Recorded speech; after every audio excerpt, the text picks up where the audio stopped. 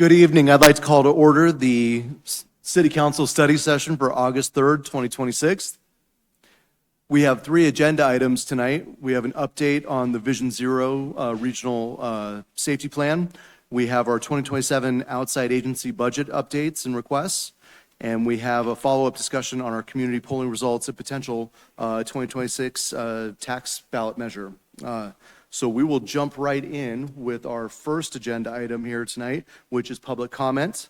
Because it's a study session tonight, when you come up to speak, you must speak on something on the agenda. So one of the 3 agenda items, you'll have 3 minutes to speak. Please let us know whether you live or work in Wheat Ridge and spell your last name for the record. And then there are 3 lights on the clerk's desk.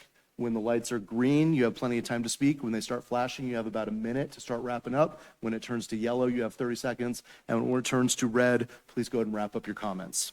I will do my best not to butcher anybody's names, so I apologize if I do. So first up, we have Nikki Larson and Cheryl Garcia is on deck.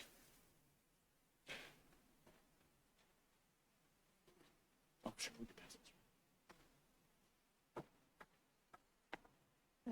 it. Vision Zero information that the AT-ATs have put together, and we've been distributing those at various events this summer. My name is Nikki Larson, Larsen. I live at 3725 Harlan, resident of Wheat Ridge, and a member of the Active Transportation Advisory Team, the AT-ATs. Cool shirts, everybody. You can get one of those at one of our events. I ride the Clear Creek Trail regularly, and I joined the AT-ATs a couple years ago because I love that sense of safety on that path, and I'd like to see that on the streets that connect our neighborhoods. Just last night on a walk, when I was coming home, I passed an older gentleman in a motorized wheelchair with flashing orange lights on 38th Avenue, returning from the grocery store at dusk. And I snapped a picture after he passed on my phone. Can I pass directly, or do I? I don't know what the official. That's just a photo of him by the construction that's happening on 38th, and it just, you know, that's the person that we're looking out for when we talk about Vision Zero. This summer, we've also been collecting postcards from residents at the events that we've appeared at, and some of them are to tell us your why and to advocate for more mobility in Wheat Ridge. And we had some with the prompt of Wheat Ridge needs more. And so I wanted to read you just a couple of those. One of them says, Wheat Ridge needs more sidewalks anywhere. And on the back it says, it is sad that local parks do not have sidewalks. Parents with strollers, elderly, disabled, and everyone else deserves a place to walk. And that was from someone named Brian. We have another one, Wheat Ridge needs more protected bike lanes and bike paths so I can safely walk and bike to work, home, pleasure, for health and happiness. And that was from George G. And this last one says, Wheat Ridge needs more multimodal trails off major arterials, wide for bikes and walking with divider lines. Also marked crossings, green stripes along Kipling. And that's from Kevin S. Last month, Councilmember Larson had an article in the Council Corner, and he brought up a number of good points about some of the design concepts around the 38th Avenue refresh. But also, he mentioned some construction-related disruption, likely lasting months. And I just worry that readers may take this as an official city position, and it invokes some of the Wadsworth-style fatigue that we all have. I just hope that safety doesn't get buried under the Wadsworth fears. It's worth remembering that residents again and again in What's Up Wheat Ridge surveys, the city plan, the economic development plan, and community polling have told the city that they want it to be safer to get around when walking or rolling in our city, and they would really like the safety improvements made a priority. So I really appreciate and thank you for taking up Vision Zero tonight, and I look forward to hearing this discussion. Thank you. Thank you. Cheryl Garcia and then Kimberly Cross is on deck.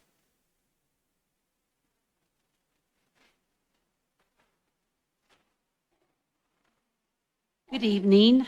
Agenda item, local works budget. My name is Cheryl Garcia, Cheryl with a C, Garcia, Garcia. and I live and work in Wheat Ridge. So first, I'd like to thank all of you for your previous support of Local Works. When I first started volunteering at Local Works, basically it was Kate, who is the executive director, and her 2 high school students that did a lot of the events. And so, as we say, Local Works has come a long way in a short amount of time. I'm proud of all the work that Local Works has been able to accomplish. I volunteer for Live Local events. Citizens love to learn about companies in their community. People outside of Wheat Ridge, like my best friend that lives in Denver, she said, I wish our city did things like this. And then speaking of things like this, in the city comes the dumpster days. My neighbors have participated in 2 of the dumpster grants, so it makes our neighborhood look a lot better without the stuff around. I believe in this budget request to continue to make our community great and involve the citizens of Wheat Ridge. Thank you. Thank you. Up next, we have Kimberly Cross and Betty Jo Page is on deck. My name is Kimberly Cross, C-R-O-S-S, and I live in Wheat Ridge, and I'm speaking on the upcoming tax measure. Mr. Mayor, council members, good evening and thank you for this opportunity to speak. As we all know, our community is facing a critical need. We are urgently required a new city hall and police headquarters. That's why I'm here tonight, to strongly urge your support for the 1.5-cent tax increase. We are fortunate to be protected by the finest police department in the state of Colorado. But gratitude is more than just words, it's action. If we truly value our officers, we need to treat them like they matter. For years, this department has answered every single one of our calls without hesitation. Now they need our help, and we are calling on them, they're calling on us. Now it's our turn. We need to answer their call. Thank you. Thank you. Betty Jo Page and Ross Carpenter is on deck.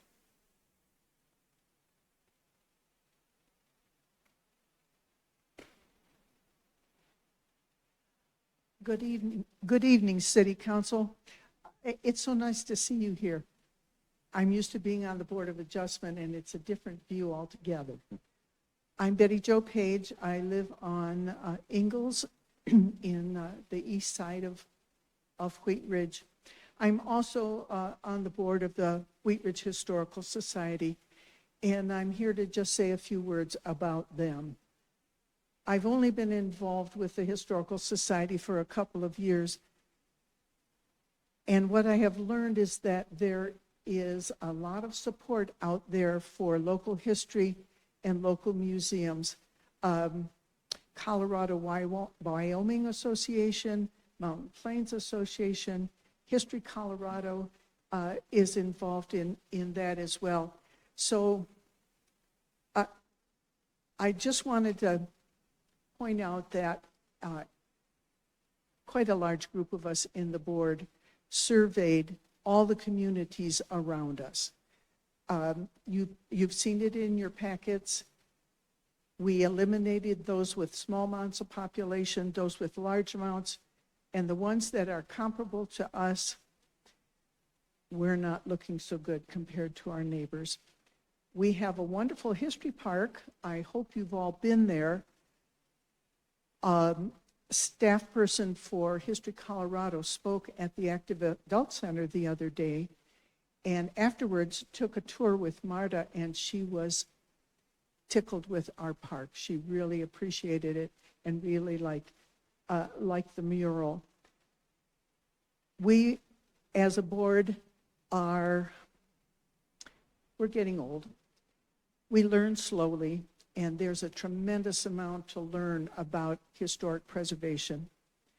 We need somebody who's got the education behind them to guide us through keeping what we have in good shape and doing anything into the future. Thank you so much. Thank you. Ross Carpenter's up, and then Alan Bucknam on deck. No, Ross? No, okay. So we'll go to Alan Bucknam and Charlie Myers on deck.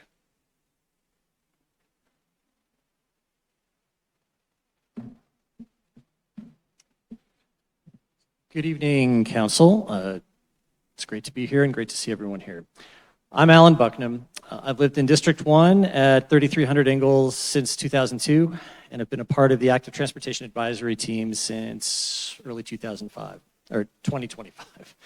Like many here, I appreciate that Council is taking part in the important work around making our streets, sidewalks, and bikeways safer for everyone.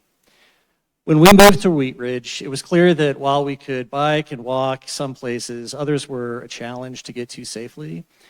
38th Avenue, Harlan Street, and other streets that provided access to businesses, our kids' schools, or other activities were unsafe enough that sometimes driving was really the only option.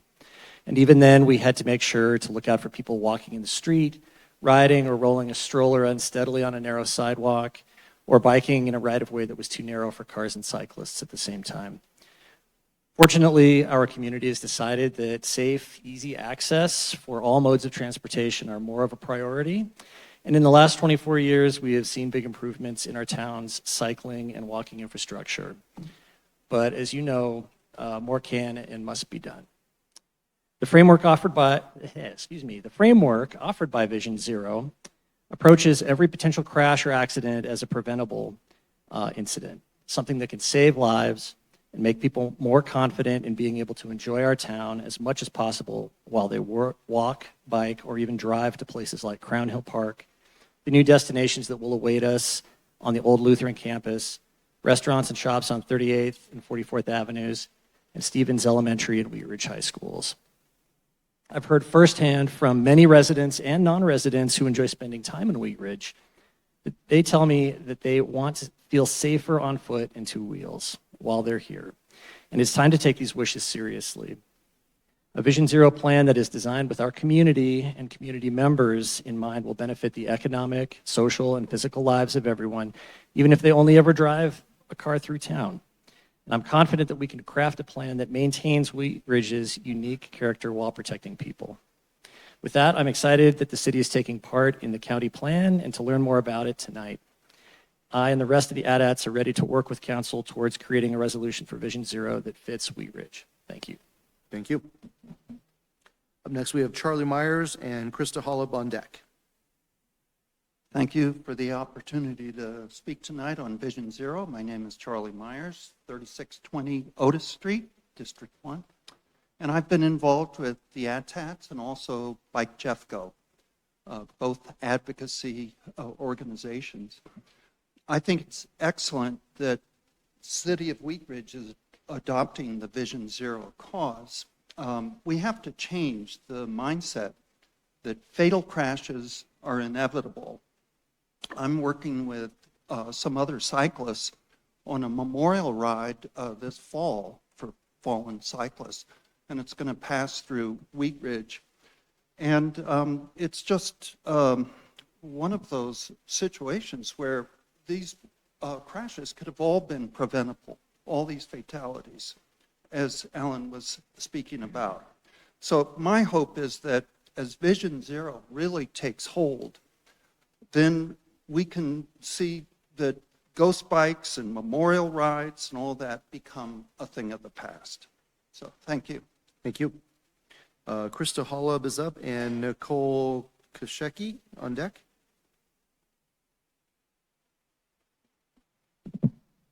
Good evening, Council. My name is Krista Holub, spelled H-O-L-U-B as in Bravo. I live in District 1 at 2961 Ames, and I'm here as part of the Active Transportation Advisory Team, and I'm also here to support Vision Zero. I walk and bike around Wheat Ridge for fun, for exercise, and for all of my transportation, basically.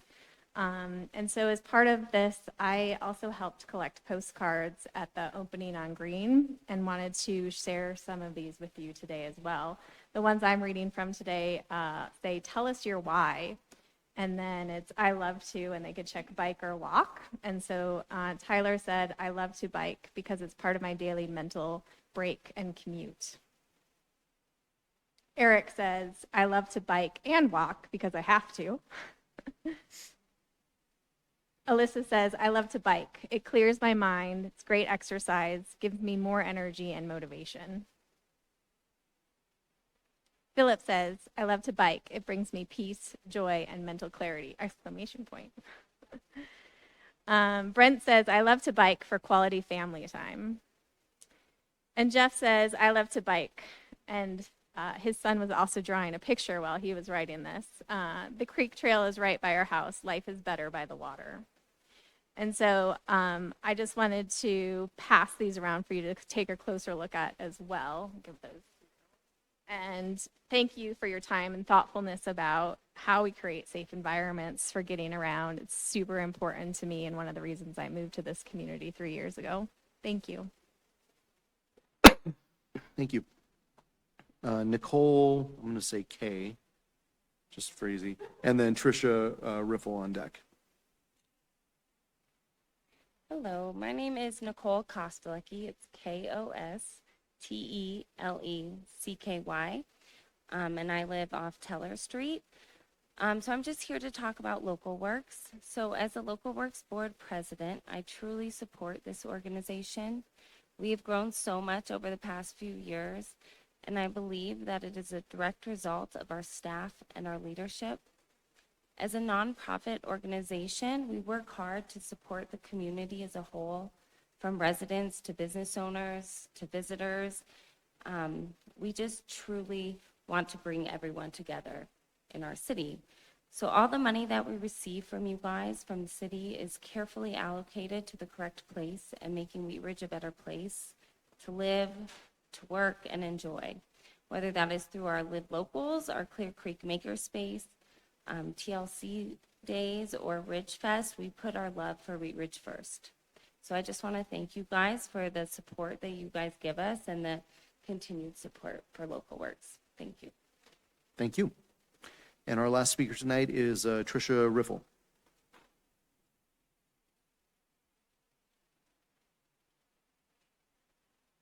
Hi, I'm Tricia Riffle, and I'm from Ralston House, and I'm not sure if I signed in on the right part of the agenda, but I'm here tonight to talk about Ralston House and what we do. We're a 501c3 nonprofit organization. I'm the executive director there, and Ralston House provides the Wheat Ridge Police Department with forensic interviews, forensic medical exams, and victim advocacy to children who have been victims of crime in the city of Wheat Ridge.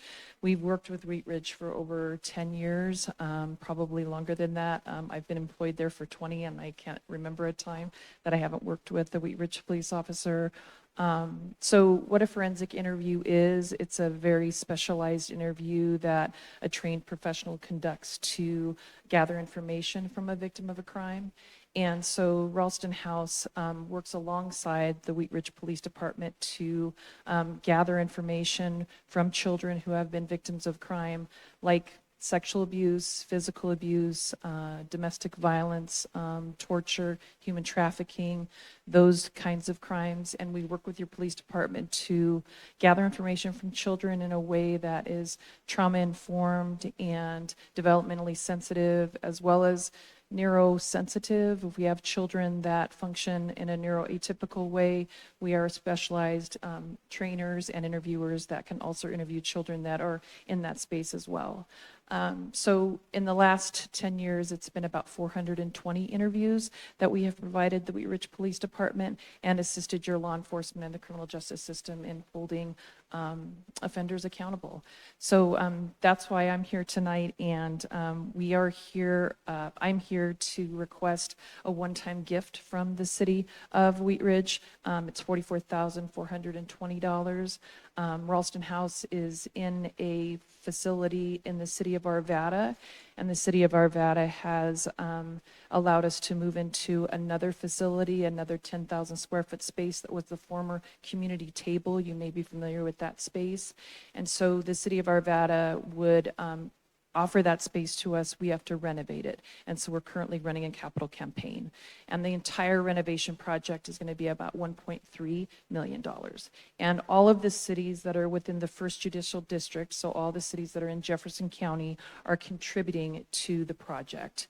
And so that 44,000, that's a number that we have come up with in the sense of your population and catchment areas. So that's where that number comes from. So thank you for your time tonight, and I appreciate it.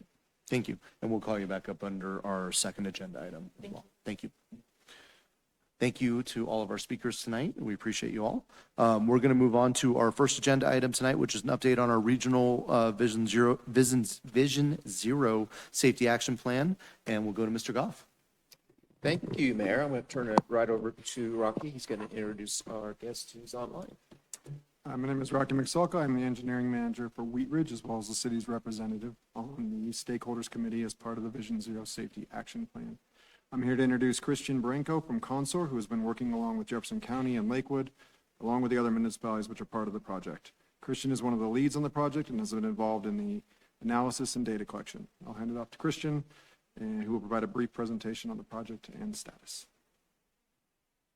All right, thank you, Rocky. Like Rocky said, we have an update for you this evening on the Vision Zero Safety Action Plan that Jefferson County is leading.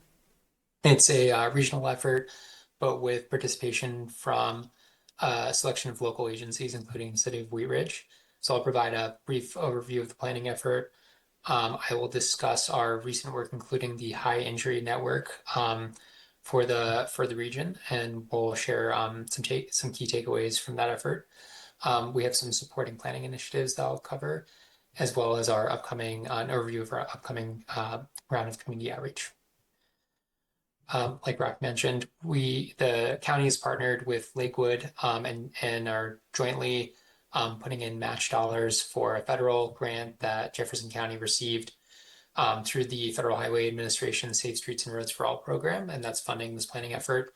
In addition to the city of Wheat Ridge, Edgewater, Lakeside, Golden, Mountain View, Morrison have all signed a memorandum of understanding with the county that they're participating in the study and offering in-kind staff time contributions on the stakeholder group. So before I dive in, I just wanted to give a quick overview of what this Vision Zero Safety Action Plan covers. So as I mentioned, this is a joint effort between a number of different jurisdictions. And as some of the community members who shared comment referenced, the Vision Zero concept focuses on eliminating all fatal and severe injury crashes that take place within the county.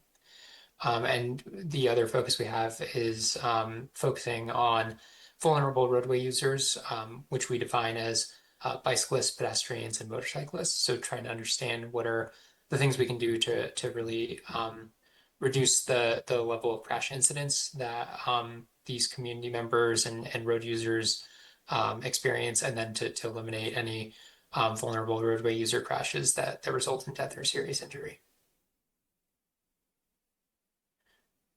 So Vision Zero, for those who aren't familiar, is a planning framework, and it really centers on the idea that while eliminating all crashes that happen on our roadways may be unattainable just due to human error and mistakes happening on our roads, that's something that can be hard to completely control. But what we can do is to make sure that when crashes do occur, the outcomes are not severe. So no one is dying as a result or experiencing an incapacitating injury.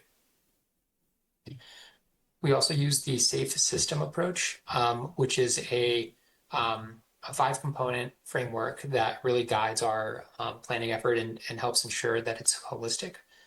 So the different components of the SAFE system are safer people.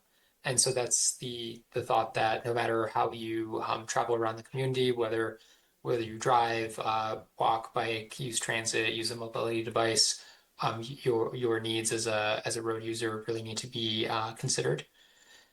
Safer vehicles, that's the concept that when crashes do occur, there's certain technologies that can be deployed on vehicles that can help ensure that a severe outcome doesn't result from that crash. So some really traditional examples are things like seatbelts or airbags.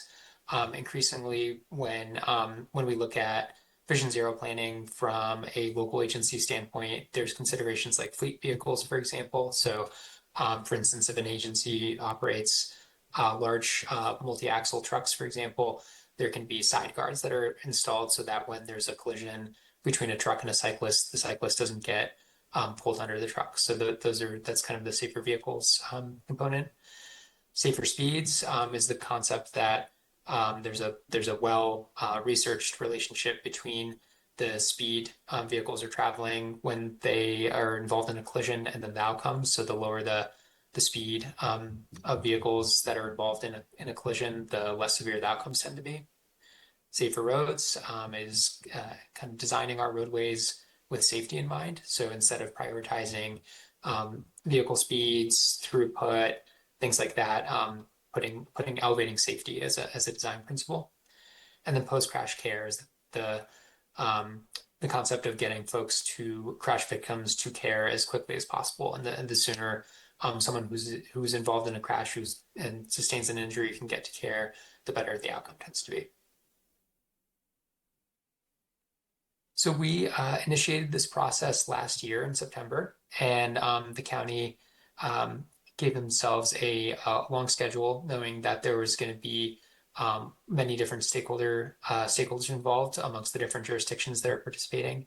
And so to this point, we've engaged in an initial phase of community outreach, and I'll share a quick update on what we learned and kind of who we heard from. And that was last fall and into early 2026, and that was kind of an information gathering effort. On a parallel track, we worked through data analysis. So there was an effort to compile 5 years of crash history for all unincorporated Jefferson County as well as our partner jurisdictions. And I'll, in a moment, share what we learned for Wheat Ridge specifically. And then we developed a high injury network, which is the subset of roadway segments and intersections where severe injury and fatal crashes are happening at the highest rate during our study period.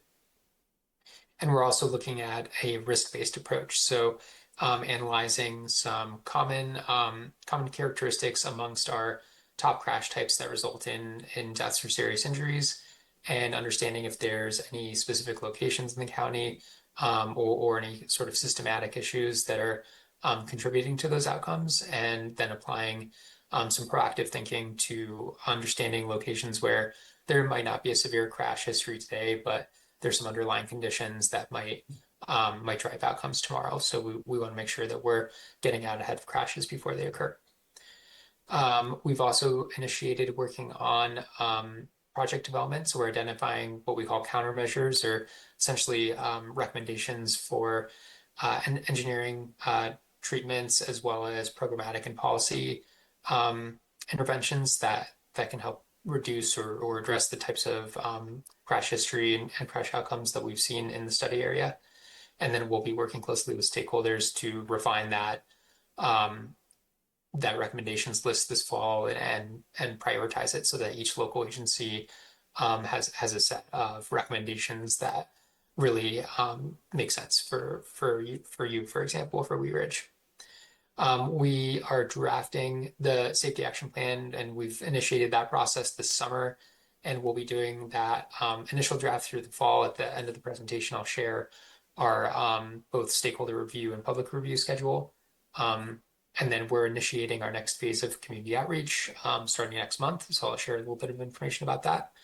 And then in the wintertime, early 2027, we'll work on doing that full public review and then going out to both the county commissioners at Jefferson County as well as local agency partners to present the plan for adoption. We have 3 different stakeholder groups that we're coordinating with. The first is a core group, and that is our smaller stakeholder group that includes one member representative from each of the participating agencies, the partner agencies, we call them. We have a focus group, which also includes representatives from City of Lakewood and Jefferson County agencies and offices that help manage the transportation system in some way, whether it's the police department, public works, first responders, really anyone who's out there sort of involved in managing transportation and is in some way, shape, or form involved in crash response. And then we also have an advisory team, and this is a larger regional committee that includes representatives from member agencies, and then also advocacy groups, multi-jurisdictional groups like Dr. Cog, for example, and CDOT. So we're able to work with partners across the region to educate them on what's being done through this process and also to learn from other agencies that are undertaking similar efforts like Adams County. In our first phase of community outreach last year and into early this year, we had a survey that had a pretty robust response of about 524 folks who participated. We also had an interactive map online where individuals were able to visit the map and show us specific locations where they might feel unsafe walking or biking. And we had over 1,300 community members give us input that way. And that's been really beneficial for helping us understand specific locations where county residents and visitors have transportation safety concerns. We've actually made that map available online, and it's the results are searchable and downloadable, so you can take a look at specific input that's been provided within Wheat Ridge. So some member agencies have found that a full resource. And then we did kind of look at who are the different road users we heard from, and it broke down fairly evenly across folks who use different modes. So folks, about 38% of respondents indicated biking and rolling concerns, 30% indicated some concerns about specific locations where driving feels unsafe or where they experience near misses, and then 28% were pedestrian related concerns. So that gave us a good kind of cross-section of different transportation safety concerns as they relate to different travel modes. And then we received over 1,100 pins within unincorporated Jefferson County. So a lot of feedback from those community members, around 650 from Lakewood. And then when we look at Wheat Ridge, there was about 148 community members who left pins on specific locations within the city. So that information's really helped inform our analysis and helped with developing recommendations. Looking at the crash history, we evaluated the period of 2020 to 2024. And this is what we're showing here is a overall crash history for Wheat Ridge. As you can see, in 2020, there was a lower overall number of crashes, and that's fairly common just due to COVID that year and lower overall travel volumes. And then when we look at the bottom of the bar chart, it might be a little bit difficult to see, but we are showing the number of crashes resulting in death or serious injury. Really what we have seen both in Wheat Ridge and across some of the other partner agencies is that the number of those severe crashes has stayed relatively stable throughout our study period. And that's something that really underscores the importance and value of this effort. Just to quickly highlight the two other line graphs that you see on the chart, we looked at both on-system and off-system crashes. On-system crashes refer to crashes that have taken place on state highways. Off-system are crashes that have taken place on locally managed roadways. So generally speaking, across the full study area, crashes are happening on CDOT facilities at a higher rate. We do evaluate those because in many instances, there's a significant level of either maintenance responsibility or at least some ability to partner with CDOT improvements on state highways that serve local agencies. So we try to do that deep level of analysis to help set member jurisdictions up to work with CDOT on improvements, even if CDOT's maintaining the right of way. We did exclude I-70, for example, so limited access highways that are completely overseen by CDOT. We didn't include those crashes in our analysis in order not to skew the numbers. So when we look at those severe crashes, we're looking at crashes that have taken place within roadways and corridors that either Wheat Ridge manages or does so in partnership with CDOT. And then looking at just this is the total crash history map for Wheat Ridge. So as you can see, there are a number of locations with a higher concentration of severe and fatal crashes. And these are oftentimes at interchanges or at major intersections. And for our high injury network, looking countywide, we analyzed the segments of roadways and specific intersections where those severe crashes are happening at the highest rates.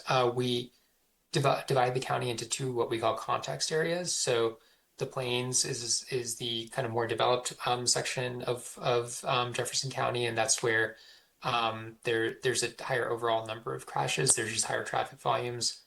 And the Plains is generally everything east of C-470. So in the Plains, the top 24% of intersections and 9% of segment miles encompass half of all injury crashes and 2/3 of all KSI or death and serious injury crashes.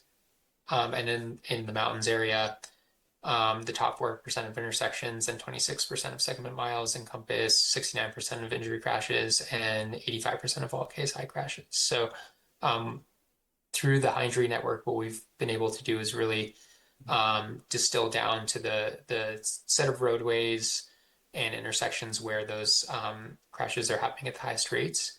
And then we have also developed special or tailored thresholds to each of the member jurisdictions. So the high injury network for Wheat Ridge, for example, is based on your local crash history and not the countywide history, meaning that it's not skewed towards communities that have higher crash histories, like Lakewood, for example. So we have not publicly published high injury network since it was just recently finalized, but we do have a link available online, and this should be available to you through your packet for this study session. And we're happy to help walk through if any council members have any follow-up questions after this presentation. Consor is available to help navigate these resources. But yeah, if you would like to access the map online, you're welcome to do so, and you can filter down to the Wheat Ridge High Injury Network to study a little bit closer. As I mentioned, we'd have 3 supporting planning initiatives because this effort is so data-driven and so analysis-heavy. We want to make sure that we're thinking very holistically. So there's three additional components that are a little bit more research-based and qualitative in nature. The first is a policy review. So we're working with each member agency to collect things like design standards, local plans, ordinances, anything that has a relationship to transportation safety. And we're reviewing those and making recommendations for any potential adjustments to help elevate safety as a policy priority in those documents. We've developed a non-discriminatory plan, which is essentially an index looking at where community members who are disproportionately impacted by transportation safety issues and also more likely to be impacted due to demographic factors, which can include, there's a lot of relationships between, for example, household vehicle ownership and active transportation use. And then since active transportation users are disproportionately impacted by severe crashes, that's a relationship that we're trying to understand a little bit more. So one of the things that the county has committed to through their agreement with the Federal Highway Administration is to center at least 40% of the plan, location-specific plan recommendations within communities that are disproportionately impacted. And so the non-discriminatory plan has helped us identify those locations throughout the county. And then we're also conducting a best economic and environmental practices review. And that's an effort to evaluate our crash history in the county and in Wheat Ridge relative to severe weather events to understand if there's a historical pattern or relationship between when severe weather occurs and whether severe crashes happen as a result at higher rates. And if so, what are some of the things the county and local agencies can consider doing to be a little bit more resilient in that regard and to be better prepared when severe weather does occur. The findings from these supporting planning initiatives are going to help inform prioritization of the Vision Zero plan projects. And then lastly, I'll just touch on our upcoming outreach and draft plan development schedule. We are launching community outreach in just a few weeks. Our next phase will be happening over the month of September. We'll have a community survey that will be hosted as part of our asynchronous open house online, and that's going to be a self-paced website that folks can visit and walk through, and it's going to contain information about all the work that's been done to date. So it's going to be used as a tool to educate the general public on our high injury network, our high risk network, key findings from crash history analysis, and then there's going to be a companion survey that's shown on the side of the screen so folks can take the survey and respond to questions kind of as they take in the information. We're going to have a set of 3 different pop-up events throughout the county, and we are making a final determination on where those events are going to be taking place. So please stay tuned. We have been working with the core group members to help promote our effort, and that includes those pop-up events. So we will be working with the community development team to cross-promote the effort on Wheat Ridge's social media platforms. And lastly, we're going to have a series of live Q&A sessions with the project team. So those will be office hours style kind of conversations for anyone who doesn't necessarily want to do the online open house. You'd be able to join a virtual meeting with the project team and ask questions about the planning process and learn a little bit about what's been done to date. And for next steps, we've got our project development and prioritization that we're working through the summer and into the early fall. And I will be engaging the stakeholders on that very soon. Draft plan is underway, and I'll touch on the review schedule momentarily. We'll be doing the outreach activities that I just covered, and then we'll also be going back out for another round of updates to the Jefferson County Planning Commission as well as the county commissioners in about 2 weeks. Then before I close out, just want to quickly share our draft plan review schedule so you're aware and so you can know what's kind of coming down the pike. We're working with our project management team to do an initial round of review, and then that'll be tentatively in the month of November. And then we're going to be working with stakeholders, including Wheat Ridge, to do that to help with that initial review. So we'll make sure that before we go out to the public, the local stakeholders who are participating have had a chance to thoroughly review the plan and ask questions, and the consultant team will have an opportunity to make some revisions. We'll be doing a public review in early 2027. I know that seems really far away, but we want to make sure that we don't put anything out over the holiday period, since it's a little bit hard to get good input during that time. So in January, we'll be posting the plan for a 30-day period, and we'll be collecting comments from the public. And then once that final draft is prepared, we will be going out to both county commissioners and local agency councils and commissions to present on the plan and follow local adoption processes, which differ a little bit between our different member agencies. So with that, I'm happy to take any questions. Thank you very much. And do we have questions from council? Mayor Pro Tem Holteen. Thank you. First of all, thank you, Rocky, for your involvement representing the city and the technical side. And thank you, Christian, for presenting to us tonight. This is something that's really important and valuable to me as someone who rides their bike around town all the time. I am very aware of where I feel safe and where I don't. I'm just curious if you can talk a little bit about when this is all said and done, what comes back to us, and then, maybe to help give us some orientation to thinking about what do we do as local elected officials to take all of this very engaged data-driven analysis around both known dangerous places for people traveling in our city and then conditions that could be dangerous. What is the kind of stuff that we would be contemplating when it comes back to us. And I realize we don't have the actual specific answers, but like what is the goal of the project to be able to hand over to local governments? I mean, the goal is fairly simplistic right now from the MOU is for us to adopt that plan. With that plan will come recommended actions, so it'll be trying to find ways to implement all those actions. That's, I mean, fairly simple from there.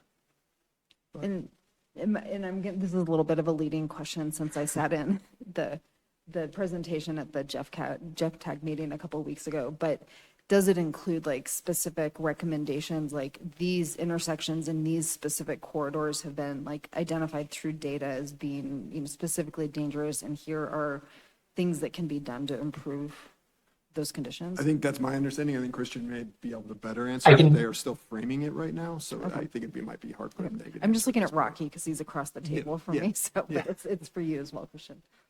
Yes, thank you. I'm very happy to speak to that.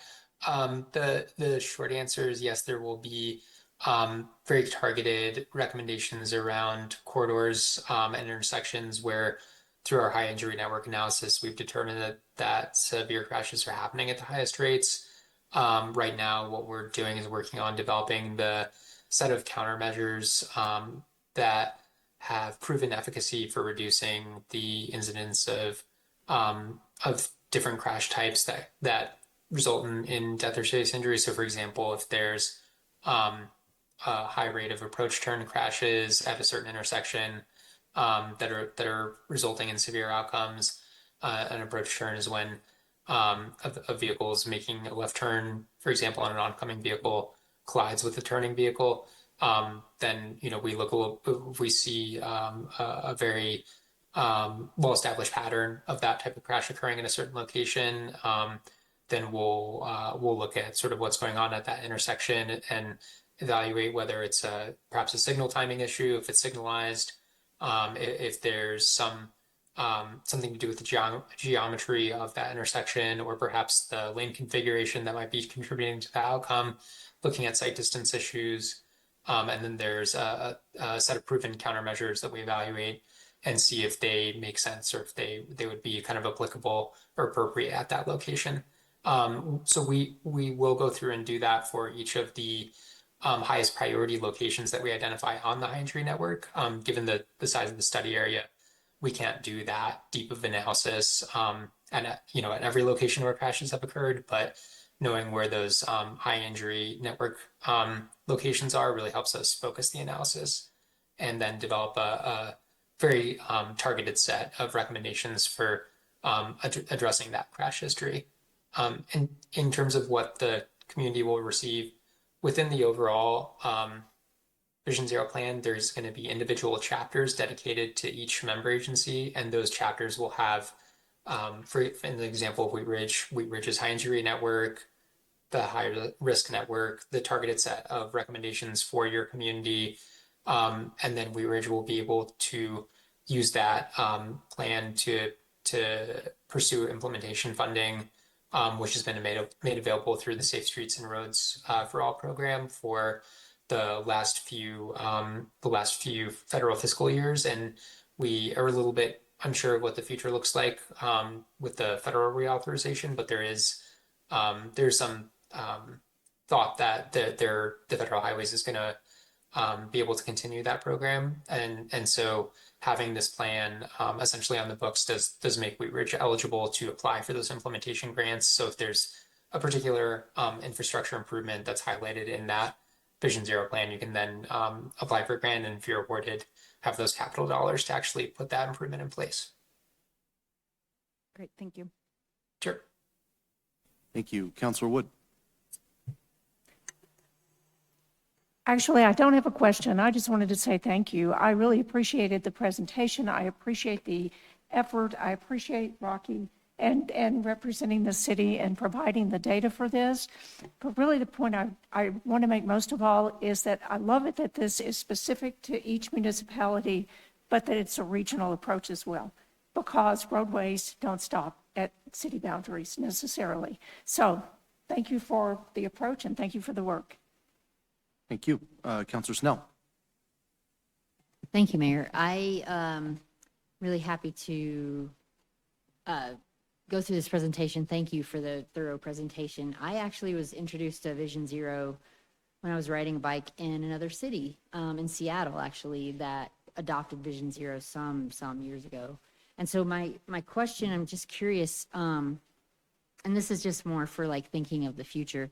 Can you, or can anyone share maybe a couple of top things that communities see after adopting these plans over the next, I'd say like 5 years, 10 years? I know that, cities that have had Vision Zero in play for a long time, it just becomes a part of your behavior, both as a cyclist, a pedestrian, and as a driver. And so is there anything that maybe top common themes that come out during those times or after adopting? Sorry.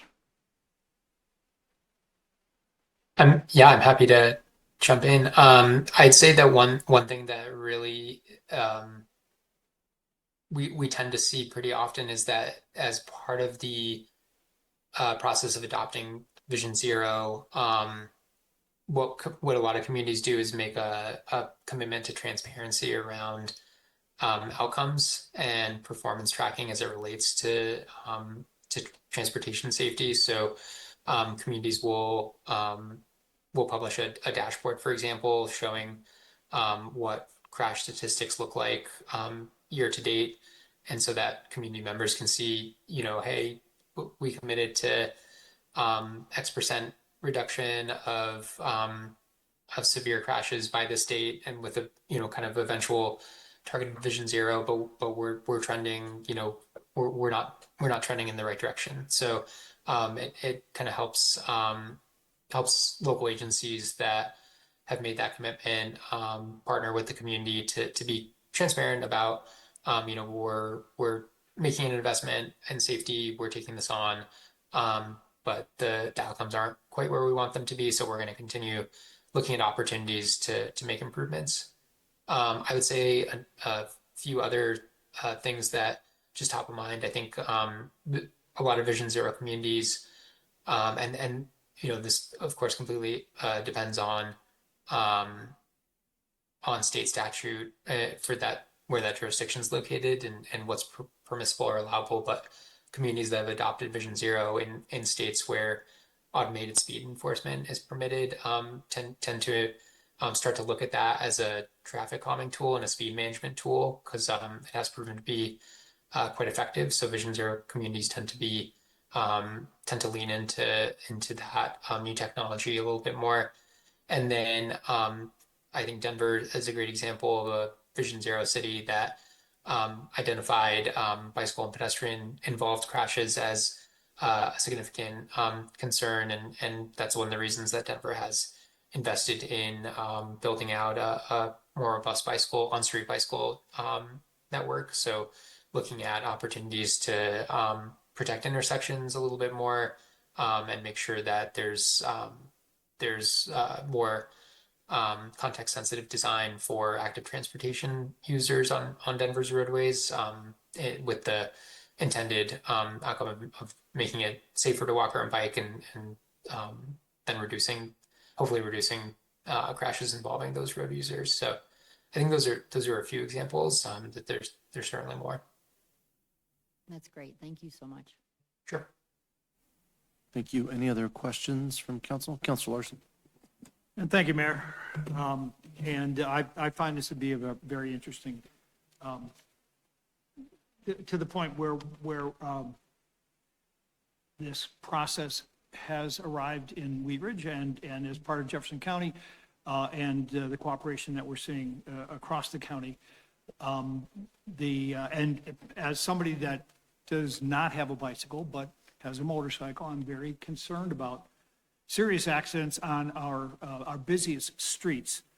But I really don't want to be a contrarian, but there are some issues that tend to push back on the sort of idealistic concepts that things like Vision Zero have. And as we go forward, because we don't really know what this is going to look like and how it's going to impact in terms of physical changes in Wheat Ridge to our streets, that there are, we're aware of as we go forward that there's a very real potential for increasing travel times for commuters. There could be the tendency of people to feel like as they're transiting through Wheat Ridge, and we have a lot of those, that they are intentionally being slowed down so they maybe move on to public transport or take a different route. And then there's some concern that's been raised about when you slow traffic down generally, you will find that in emergency response, some of the emergency response vehicles are delayed in getting to the scene. There are very high implementation costs compared to some other projects. There are obviously business impacts for people that have long commutes or their commutes are extended. And then I do believe that when we incorporate items like speed cameras and this sort of enforcement issues that are already in place, there can be an impact. So again, I'm going to reserve judgment on any specific projects that this Vision Zero will bring to Wheat Ridge until we see what they actually look like. But I would advise that we keep some of these things in mind as the plan is developed. Thank you. Thank you. Councilor Okada. Thank you, Mayor. Less of a question and more of a comment, but I would invite Rocky and Christian to comment on it if they have thoughts here. I'm becoming more of a fan of heat maps than I ever realized I could be. So I really like the inclusion of the heat maps in here that help me understand a bit better. And I can't help but notice that there's a little bit of extra heat in District 4. So thinking about our area and thinking about the neighborhood that I live in, which is on the north side of I-70, we think a lot about the Tabor Bridge, which I see as a spot on the heat map here as well. And, thinking about Tabor and 44th and the potential for upgrades there because of the access issues that are existing.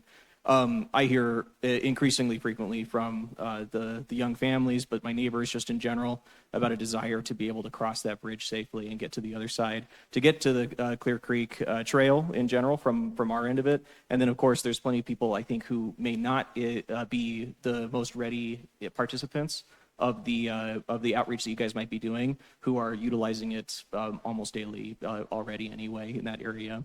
I see quite a few on my commute, which is across the Tabor Bridge every single morning. So thank you for the thorough presentation. I think this work is very worthy of the extended attention that we're giving it right now, and I'm satisfied to see that the heat map is agreeing with what the residents in my neighborhood on the north side of I-70 are thinking. Councilor, go ahead, Ron. I was going to just quick update. So Public Works is working on a project to design, as you know, the 44th and Tabor area, so we get something all the way to Clear Creek from that neighborhood. So I think it'll be a big improvement. It will take some years and some funding, but it's coming. So thank you. Thank you. And thank you. Councilor Quinn. Yeah, thanks, Mr. Mayor. I appreciate the presentation. It reminds me a lot of safety program at work I was a part of, where we kind of transformed from a behavioral-based program to a systems-based program, removing hazards. I've seen a lot of the same language there, and I'm excited to see the final product of this. It's a nice, long-range plan and has some good vision if it's real similar to the systems-based safety programs that we had. You don't see results tomorrow, but you see them 5-10 years down the road, and excited to see that. So thanks for everything. Thank you. Mayor Pro Tem Holting. Thanks. I just want to share an observation. So similar to Councilor Okada's comment, I also love a good heat map. And that's going to be our secret club for councilors after council, the heat map club. But I think one of the things that really stands out to me is that some of the biggest and reddest and throbbiest dots on this heat map are really centered around intersections. And now those are places that are not safe for anyone going through them. And so I think the attention that this will bring to improving safety at intersections, from the bike ped perspective, I mean, a lot of times we'll invest in facilities that get us to the intersection, but don't get us through the intersection. And the intersection is where we have, the most sort of like uncontrolled, somewhat, like controlled chaos, but not as controlled as throughput. So I'm excited to see what kind of recommendations come forward for us to look at improving intersection safety. I know we just rolled out some red light enforcement cameras at 44th and Kipling. So we're taking some proactive measures that are depending on the Vision Zero recommendations coming to us. But in general, I mean, if we can get our intersections correct, I think we're going to address a huge portion of our data-driven where we know there's problems. And then I think the second order that comes from this is recognizing that there's a lot of places where people just aren't traveling because they don't proactively feel safe. So I think that will help us know where do we need to make the non-existing investments so that the corridors feel safe for people. So I think this is really helpful to have data-driven direction for us. We certainly have some of our own from our own community. But as Councilor Member Wood said, like this regional approach to it really ensures that people are getting to Wheat Ridge safely. We have a whole bunch of great amenities that people should feel safe reaching, whether they're on a motorcycle or riding a bike or walking. So anyway, I appreciate that. And I'm really excited to see what kind of intersection recommendations come out because those are sketchy. So thank you. Thank you. Councilors, any other questions or comments? Excellent. Well, we will thank both of you for your hard work on this, and this is a big project and an important one, so thank you very much. We'll move on to agenda item number 2, and we'll go to Mr. Goff, but we'll start if the members of the Carnation Festival Committee want to come on up and take a seat at the table here. Thank you, Mayor. Marianne is getting, I guess they don't have a presentation, but I'll do a quick introduction. So tonight we're here presenting the 2027 outside agency budget request as part of developing the proposed 27 budget. We're asking council tonight for direction on funding requests from 5 outside organizations. Your feedback will help staff determine the appropriate funding levels while we're balancing these requests with other city priorities. As you know, the city has a long-standing practice of partnering with nonprofits, business organizations, community serving groups to support economic development, public safety, human resources, community events, and overall quality of life in Wheat Ridge. We have historically provided annual funding to the Carnation Festival Committee, also Local Works, and the Wheat Ridge Historical Society through the budget. The Wheat Ridge Chamber did submit a request in 25, which council did not approve. They are asking for funding for 27, and then Ralston House is also a new request this year. As a reminder, council approved funding in this year's budget for several organizations, which included $45,000 for the Wheat Ridge Business District, $100,000 for Carnation Festival Committee, $326,200 for Local Works, plus they did receive an additional $75,000 for the Wadsworth Business Recovery Grant Program.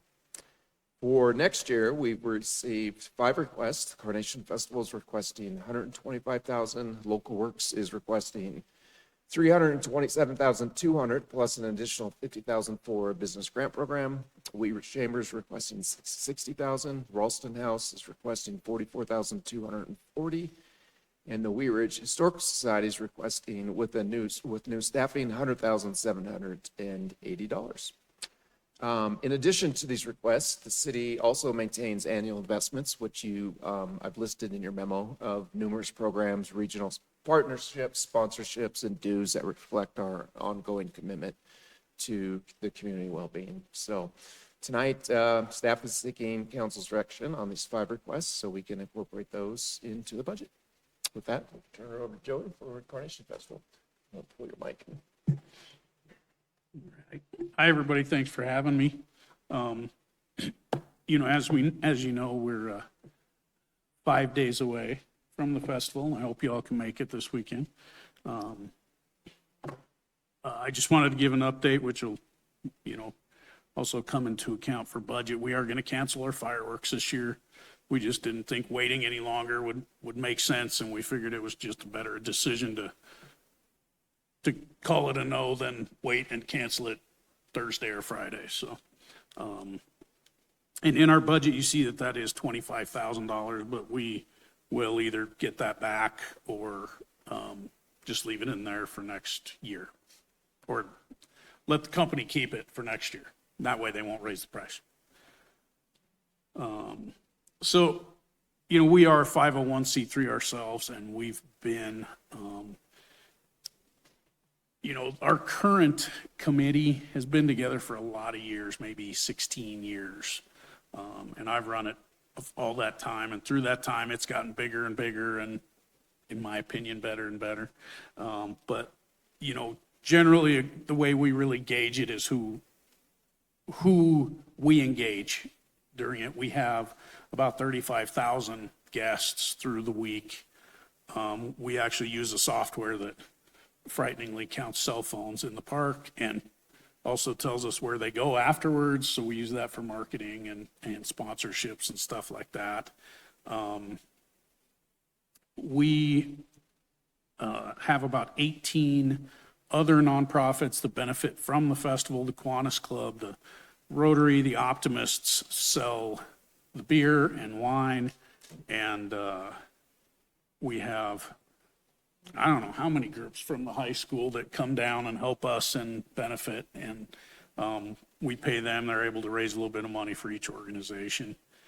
And, you know, every year we seem to pick one or two more groups up, and it's really nice to see them engage in the chaos that happens the week before. And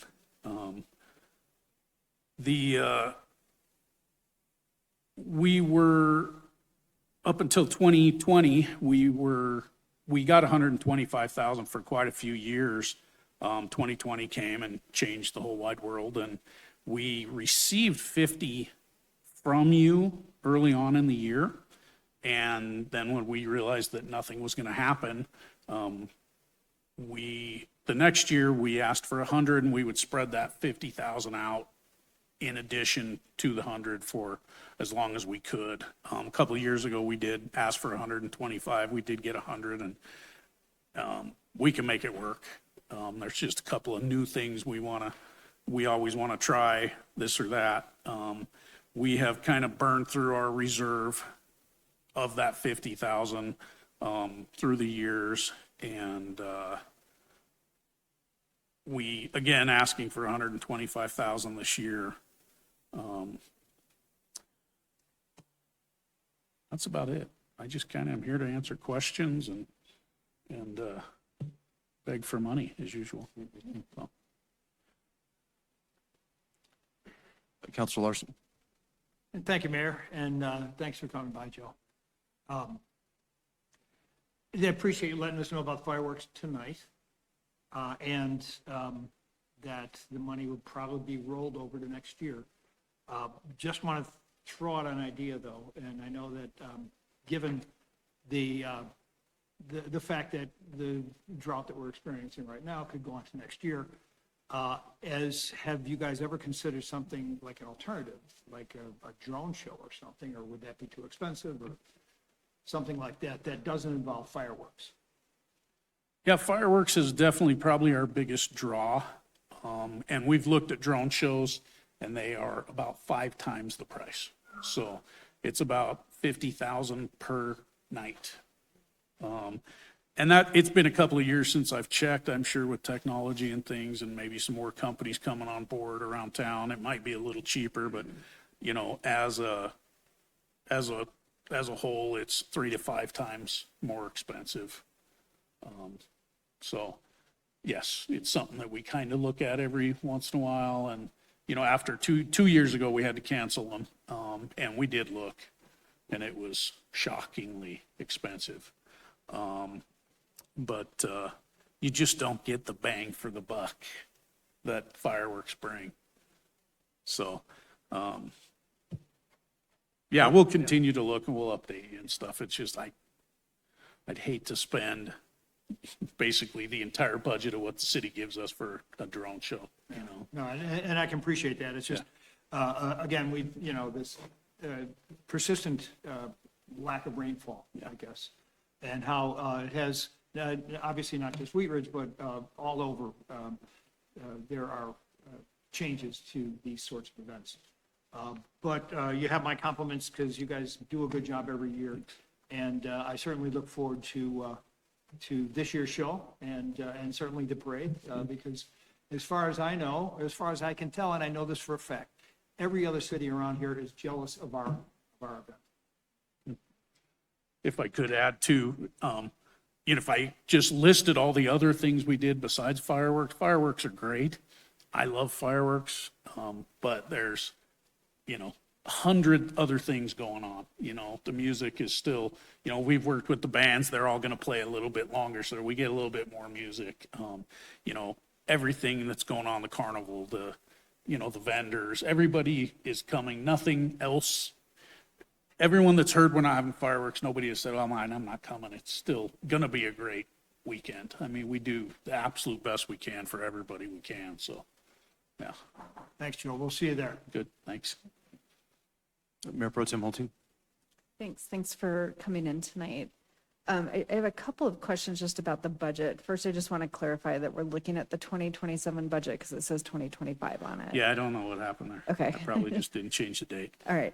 And then you mentioned in your opening comments an interest in rebuilding some reserves, but I don't actually see the reserves mentioned anywhere in the budget. So can you help me make the connection between the intention on building reserves and how this budget would actually support that? We don't have like a board policy for reserves. We just sort of hope that we have some reserves at the end of the year.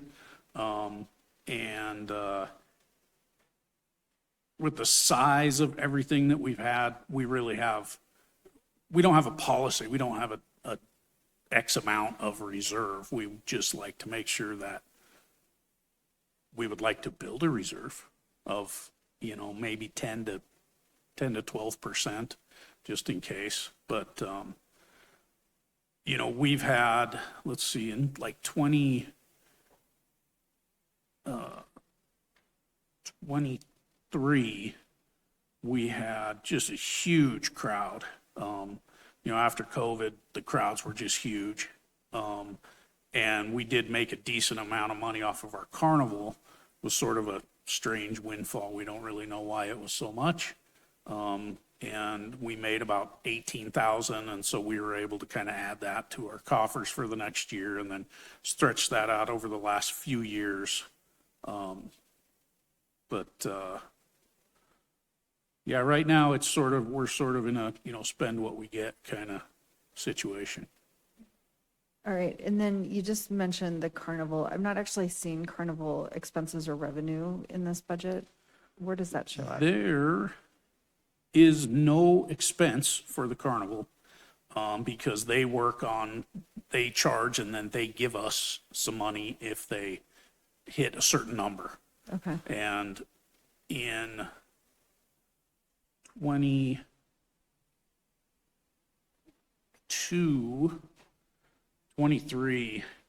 we didn't have a carnival. Our carnival we had used for years didn't show up. That might have been 23. I think that was 23. That's probably why you made so much money that year. And then, so what we did was we just rented a bunch of smaller manual rides and jumping castles. We had an obstacle course. I don't know if you remember this year. It was, we sold tickets ourselves. And so we were able to make some money on that. The next year, we had a new carnival that had promised us a little more money than they really made, and they did accommodate. They did what they said. But then they came back last year and they were like, we just can't really pay that much. So we do, we always made $1,500 to, $1,800 a year. I think we twisted their arm last year for like $2,300. So I'm hoping for $2,300 to $2,500 we make off of the carnival. All right. But that's not in the budget. I didn't see that in here, huh? Okay. And then I think the last thing I want to just ask about is do you reflect any of the in-kind aspects of the budget? So any services that are donated or that kind of like flow through, are there any? Other than, city overtime and stuff like that, which we generally don't know what that number is. No, we don't really have any kind of in-kind. I mean, that's all probably internal with the park and the public works and the police and every department, I think, is kind of involved in all of that, so. Okay, I think that's it for questions. I guess the one thing I know this is not going to be popular with some people, but, you know, to Councilmember Larson's point, one of the things we've heard a lot during the Engage Wheat Ridge Month and outside of that is just people's concern about fire safety. And I know that when we do the fireworks show that we have the fire department there and they're monitoring it. But we also hear from a lot of neighbors concerns around, you know, the noise impact on pets and other, you know, neighbors who aren't as comfortable with it. So I'm hesitant to be supportive of the fireworks, in part just because of the impact and the concern around how flammable we are this year. And I know it's why we canceled it, but when we're canceling it every other year, I just wonder, you know, if we're still pulling in a lot of people to, I think our bands, like the music show is, to me, what is amazing. I can hear it from my house and it's like 2 days of free concerts. It's amazing. I just wonder if there's a way for us to sort of redirect some of that, you know, big finale draw through some of the things we're already investing in with the band infrastructure and like bringing in headliners around that and not bringing in something that, you know, brings in concerns and real impacts to, you know, it's my neighborhood abuts against it as some of the other council members in here. So those are my thoughts. I love the Carnation Festival. I came to it long before I lived here. And now that my son is grown, I'm kind of bummed because we don't go do the carnival rides anymore. He's too cool for that. But I do appreciate all the work that goes in. And I think our parade is really a very special part of our community. So thanks for all of your work on that. Thanks. Councilor Ohm. Thanks, Joe, for everything you do. And it's, you know, that time of year. And I think, you know, to come forward to council and have a discussion, it's definitely courageous. I'm not here to, the only question I have is on, I know a couple years ago, when fireworks were mentioned, there was like 2 nights, and off the top of my head, I want to say that total was like 50. And so is this 25? Was this originally intended for like 2 nights or just the one? No, it's been 25 for a lot of years. Okay. Yeah. My only comment would be, maybe there's a middle ground, not necessarily this year, but in the future of just having one night of the fireworks instead of the 2. And maybe that's a little bit of a compromise for the neighbors instead of going away with all of it, but just have the one night. Might be something to consider. But I've looked at the budget and it seems pretty consistent for a long, long time.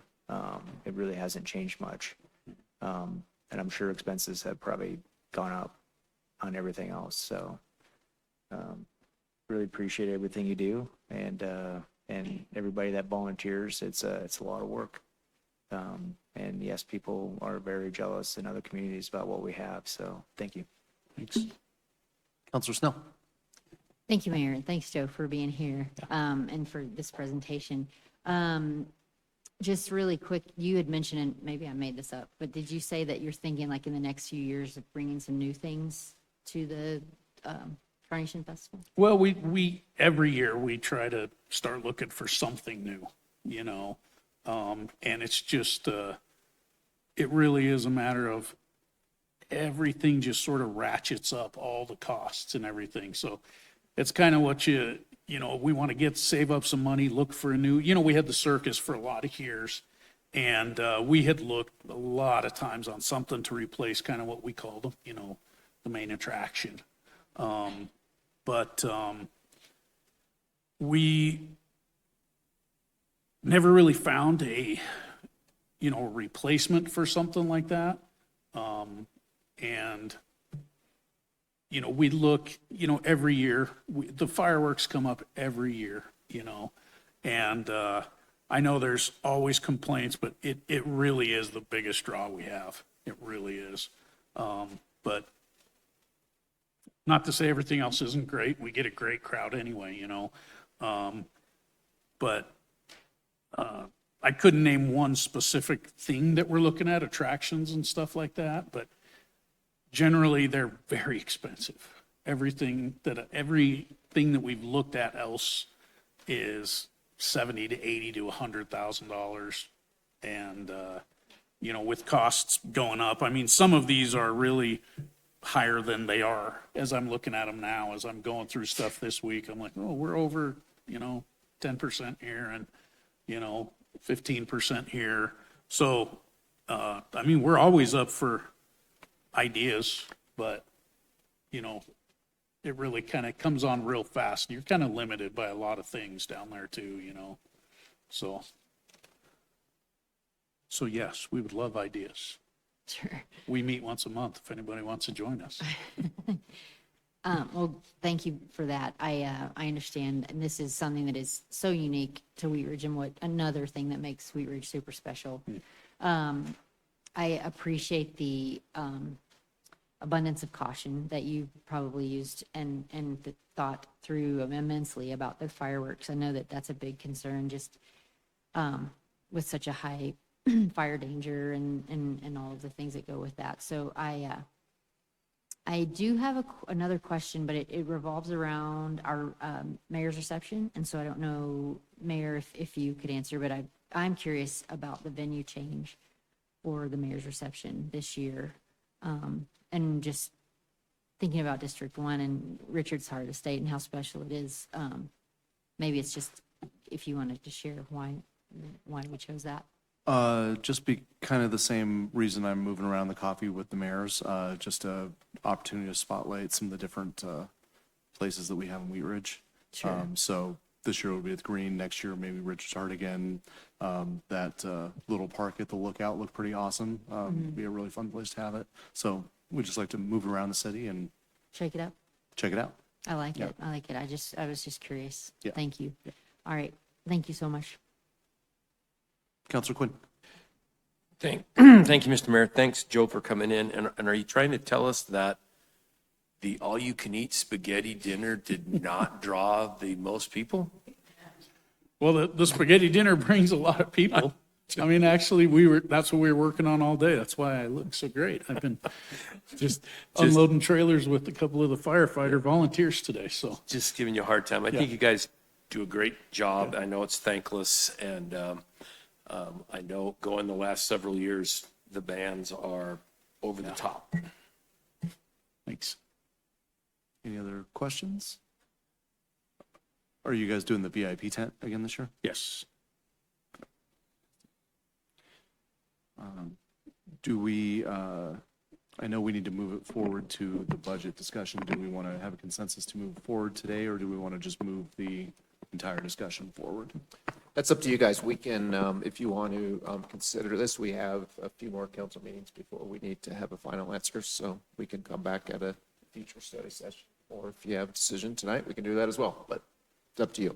I'd like to propose, given the number of presentations and that we have a big discussion following this, that we get through the presentations and that we can bring it back to a future study session to talk about the packages as a whole. Okay. We'll say any objections on that? Excellent.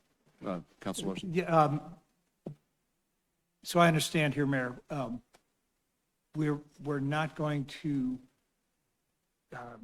decide on or ask for a consensus on this item or any of the items tonight. Right. We won't ask for consensus on a dollar amount on any of these tonight. We'll move the discussion forward to another study session where we can. It's strictly informational. Yeah. Yeah. Okay, thank you. Thank you.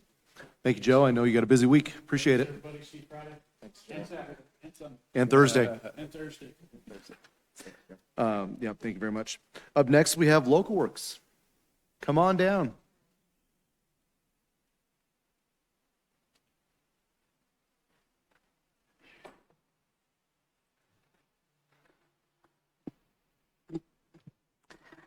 Good evening. I'm sorry I sound like this, so everyone just bear with me, please. And I hope that my voice is back to normal when you all approve this. So tonight we're here to request our 2027 budget. First and foremost, I just want to thank City Council and Mayor Stites for having us. I want to thank each City Council member and Mayor Stites that I sat down with over coffee or lunch to talk about our budget request. Your support for Local Works is key to our success, but then Local Works, I believe, is key to the success of the City of Wheat Ridge and all that we've seen. I wanted to start with some pictures because we can talk about data all night long. We can talk about the actual numerical impact that Local Works has on the community. But what's hard to put into numbers is what these pictures show. These pictures show joy. These pictures show community. These pictures show happy dogs and happy kids and happy people.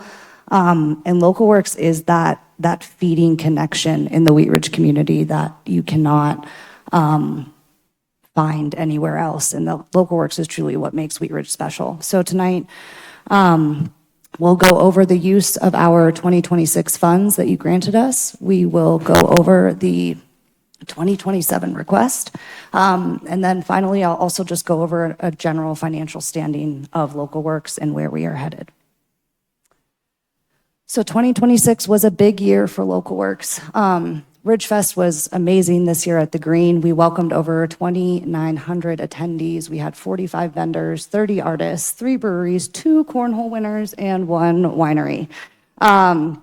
Live Local, we've had average, we give 10 Live Local events a year, around 1,500 residents impacted, and that also includes 10 businesses. So every Live Local features a different business and then features a different business owner that then helps produce one-on-one relationships with people in Wheat Ridge, providing a nice ecosystem for the local Wheat Ridge economy.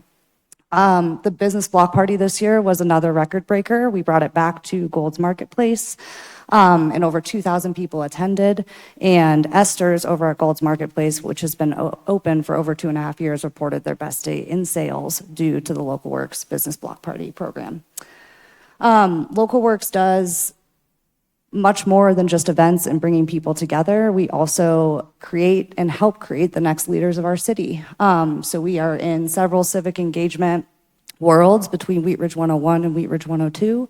And we are also now being more of a concierge service to business owners and residents who are interested in civic engagement in a one-on-one type of relationship. And so a business can now reach out and say, I don't know how to get involved in Wheat Ridge, and Local Works pieces all of the great organizations together, sits down with that business, and then says, this is how you get involved. As far as our grants and neighborhood work, we are in the midst of our current TLC cleanup era. This year, we're accepting paint, tires, and metal at all TLC cleanup day events. This is new this year, thanks to your approved budget from last year. And we are offering electronics recycling again in September. This will be the second time that we do that, and that is completely free to Wheat Ridge residents. So typically there is a small entrance fee when you see other communities do electronics recycling, and this is completely free for Wheat Ridge residents. For Block Party grants, we will give out 15 grants this year.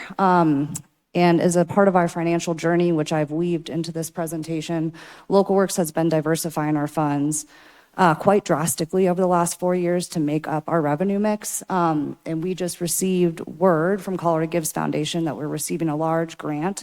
Part of the budget was approved for $20,000 to support our business block party grants. So on top of what we're requesting from the city of Wheat Ridge, just know that the Colorado Gives Foundation is also supporting $20,000 of that to double the amount of grants that we give due to the data that's been shown of people feeling socially connected and feeling like they have a place in the community after a neighborhood block party. We have our block party library, which opened just under 2 years ago. We've already had 800 items reserved in that library, and this year alone, we've had 73 reservations. And this is, again, a free resource to residents. So the block party library includes tables, tents, chairs, bubble machine, inflatable movie screen, cooler, extension cords, excuse me, really everything under the sun that you can think of is in that block party library, and it's treated like a library. You walk in, you take your stuff, you return it. And then finally, our corridor development work. So a lot of the touch points that we have inside of local Wheat Ridge businesses and local business corridors is not necessarily physically seen, but this year was a different side of that coin, and because of your budget request, we were actually able to make some physical improvements that you should be able to see. So Ridge at 38 received all new flagpoles and went through a little bit of a rebrand to ridgeat38.org, including launching a new website that now has an interactive map that you can say, I would like a cup of coffee, or I would like to grab a burrito, and it will show you all the places on 38th Avenue that you can go. It will also tell you like specific parking if you're interested in like, is there good parking? Should I walk? Should I bike? And then phase 2 of Explore 44 has also finished. So Explore 44, phase 1 in our 2025 budget to you focused on the west side of 44th Avenue past Wadsworth, so from Wadsworth to Kipling. Phase 2 has focused on the east side of Wadsworth, back towards Sheridan. And there is now a permanent sign structure at Hopper Hollow Park, which is pictured here, showing the Explore 44 Corridor Unity brand. And then the 2 signs that you see in those bottom tiers, those are interchangeable. So there is one slot for the city to be promoting events or anything else that they may want to. And then that 3rd slot is actually for 44th Avenue businesses at no cost to them to promote themselves. So Vantage Salon was the first that we've promoted. This will be promoted on a quarterly basis through a lottery system.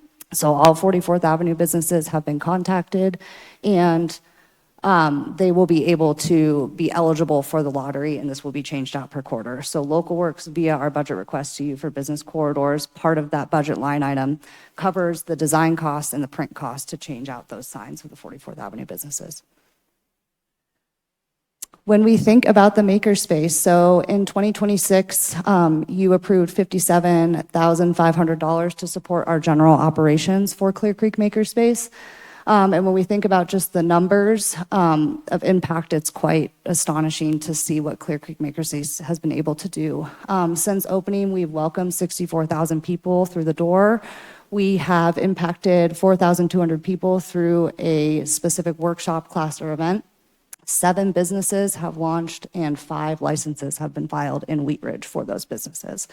Our next phase is going to be the Creative Commons expansion. You see our prototype there. So we have 3 entrepreneurial tenants that are working inside of that studio space, probably right now at Clear Creek Makerspace. The Creative Commons expansion is a part of a larger plan to provide attainable, rentable studio space for local artsians and entrepreneurs to continue their work that they're doing inside of the makerspace into then the studio. And these will be retrofitted shipping containers. This is a part of a much bigger vision that you all are probably very aware of in the city plan when it comes to new ways for commercial businesses to expand. And so we will be the pilot project of if and how these shipping containers can be retrofitted and then expanded in this way for an actual code change. That project is anticipated to cost $325,000. In this budget request, we are not requesting any funds from the city of Wheat Ridge to support the expansion project. In 2026, you approved a supplemental budget request to help with our architectural fees at $35,000. So thank you. I actually talked to our architect today. And so just know that what is asked for in the 2027 budget is the general operations, and we're just telling the story of here of how your support of general operations gets us to here. Local Works took on quite a bit of grant making in 2026. So the Wadsworth Recovery Grant, there was 2 rounds of funding. Over $117,000 was given, and 19 local businesses were supported on the Wadsworth corridor. The Wadsworth Recovery Grant supported projects anywhere from new signage to new website designs to new equipment in order for Wadsworth businesses to feel like they have recovered after the project. This is just a synopsis of our 2026 spending. This was also very detailed in your memo, so if there's specific questions, we can of course come back to that at the end. I do want to highlight that if we were to look at this 5 years ago, it would not be the equal pie that you see today. We have really figured out the best way to operate in as many places as possible, as nimbly as possible, and so that's what this shows. There was very clear council direction that came in 2022 that we've been working diligently towards to understand how Local Works can be reinvesting in ourselves. So I am pleased to inform you that since that conversation, we have spent down $625,000 of our reserves. At this time in our reserves, we have about a year left of operating reserve, which is best practice for a nonprofit to hold on to, because you just don't know what the tides may bring. And so that spend down directive has been complete. And we've also wildly diversified our funds. In 2022, when we came to you for the request, you were 99% of our revenue. And today you are now 39% of that revenue. Local Works has received over $450,000 in private grants. We've received over $135,000 in individual donations. And we do a lot of in-kind work of donations to make what we do possible. So the request that we are asking for tonight is simply like our nimble operations, and we are fundraising the rest. So what you've been waiting for, our 2027 request. We are requesting a total of $377,200. The general operations matches exactly what we requested last year at $327,200. Actually, it might be a little bit less. And then $50,000 for our local business grant making. So what the general operations looks like at that $327,200. So this is all forecasted of what we aim to do in 2027. But I think through our work, you know that when we say we're going to do something, we're going to do it, and we're going to do it better than we said we were going to. So for Live Local, we anticipate to impact over 1,700 residents. We will continue the Business Block Party series, and we'll be moving that back to West 29th Marketplace. We really believe that this timing is actually great with all the new businesses that have gone to West 29th. It will be a great way to kick that off again. Ridge Fest, we will continue to be at the green, and we will continue to get really creative with our activation on the avenue after. We did hear from local business owners after Ridge Fest this year that they did see a spike in sales for people that when Ridge Fest ended and last call was at 7:30, that they then started walking down the corridor. We did create an entire branded media kit for every business on 38th Avenue that we sent out prior to the event so they could match our marketing, and it was wild, wild deals. So since Ridge Fest was Wild Wild West, businesses were offering wild, wild deals. So we will continue to do that. And the business corridor work will continue. So Ridge at 38 and Explore 44 still need some work. And there's several initiatives that we'd like to enhance. Currently, there is a universal coupon available on 38th Avenue for 20% off up to $100. So what that means is anyone could go into Mountain Milk, order a vanilla latte, present this coupon. They get 20% off that vanilla latte. On a quarterly basis, Local Works works with every business owner and asks how many coupons were redeemed at what price point. They come back to us and say, we had a total of $135 redeemed, and we cut them that check. So the business remains whole, and it's just trying to drive foot traffic. So we're looking to increase that program. And then moreover, we're looking to increase engagement on 44th when it comes to continued signage, continued placemaking, and some online presence. So we have considered, is there an Explore 44 similar website that is launched similar to Ridge at 38? And we will be starting those strategic discussions in 2027. For neighborhood support, we will have, for our cleanup days, we'll have 20 plus dumpsters at each event, and we will have 30 block party grants and 30 dumpster grants. We are asking the city to fund 15 of each, and then Colorado Gives Foundation is coming in to make that an even 30 for each of those items. And then finally, volunteer engagement. That is one of Local Works' specialties that's a little bit magical, that we have a ton of volunteers that volunteer in the city and then go on to do bigger and better things. We are starting a volunteer committee, which we're very excited about, to have peer-to-peer leadership within volunteers, and we anticipate to impact 200 plus volunteers next year. When it comes to our innovation and social connectedness, For Clear Creek Makerspace, we're going to focus on the expansion and nurturing our current members. We just passed 320-ish the other day, so we continue to climb and climb. In the Creative Commons, we are looking to have 13 rentable studio spaces open in Q3 of 2027. And then finally, Local Works has taken a new way of engaging the community in education, and so we will continue to partner with the city on that, as well as other initiatives that come up. So you may remember when we were going through the educational pieces around the Lutheran Legacy Campus, we held an event at the Makerspace called Calzones and Zones, where we fed everyone calzones and we talked about zoning and what it really means. We've done ballots and beans, we've done housing hour. As you can tell, I like alliterations.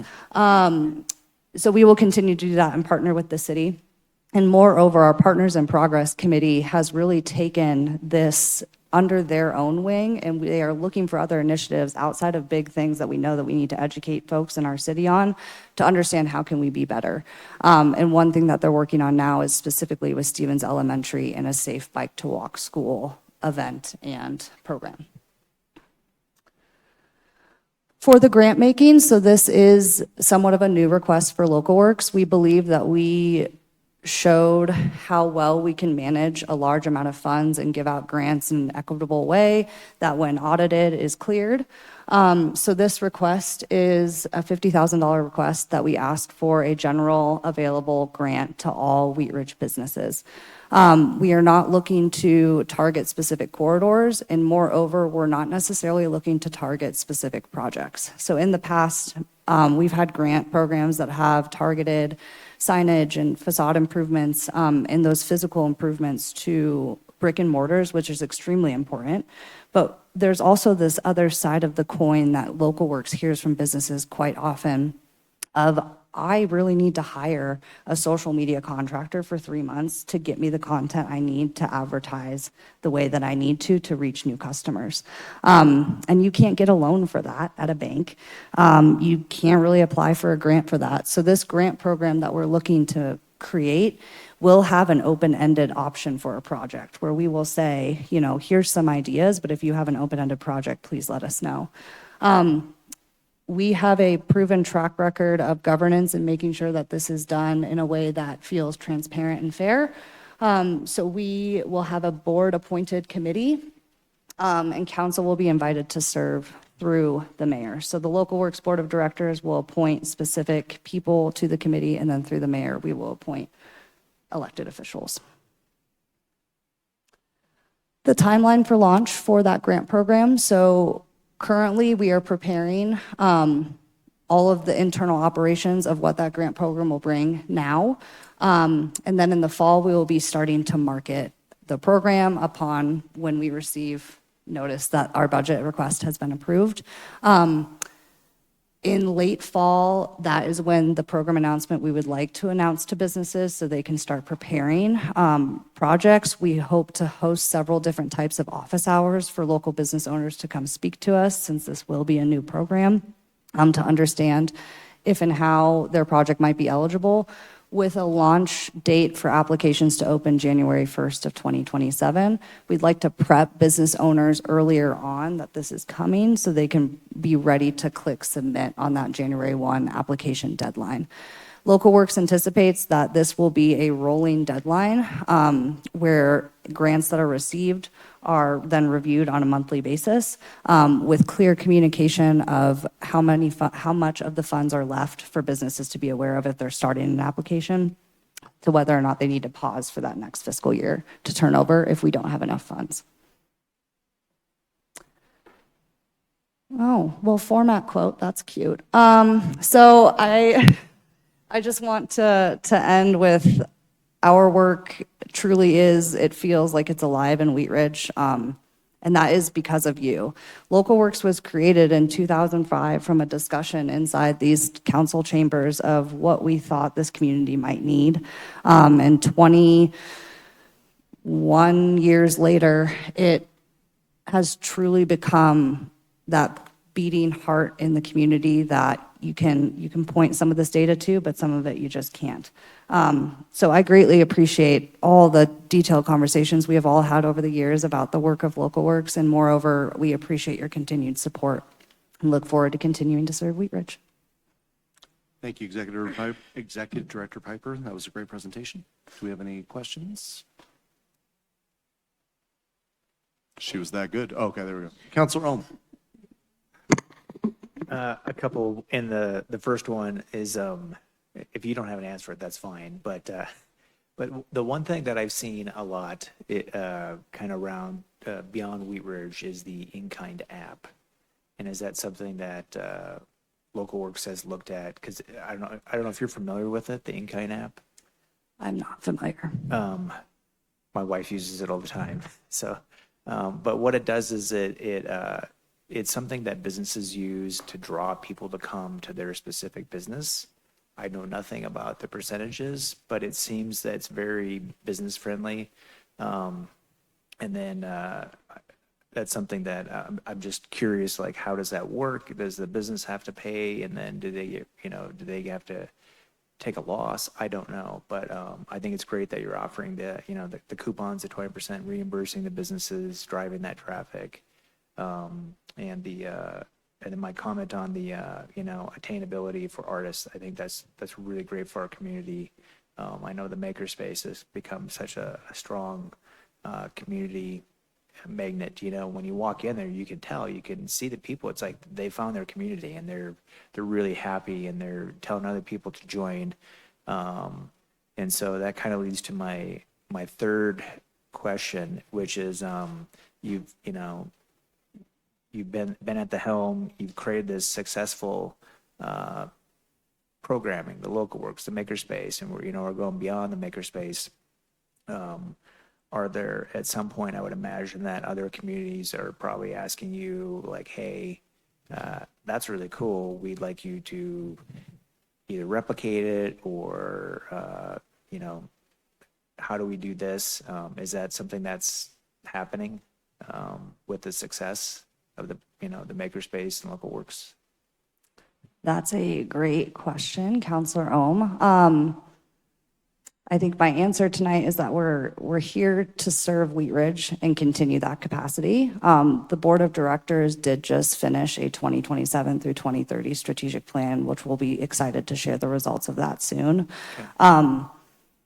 Where Local Works could consider what do services look like outside of Wheat Ridge, but our end result to that will always be, are we still serving Wheat Ridge at the capacity that we've promised to?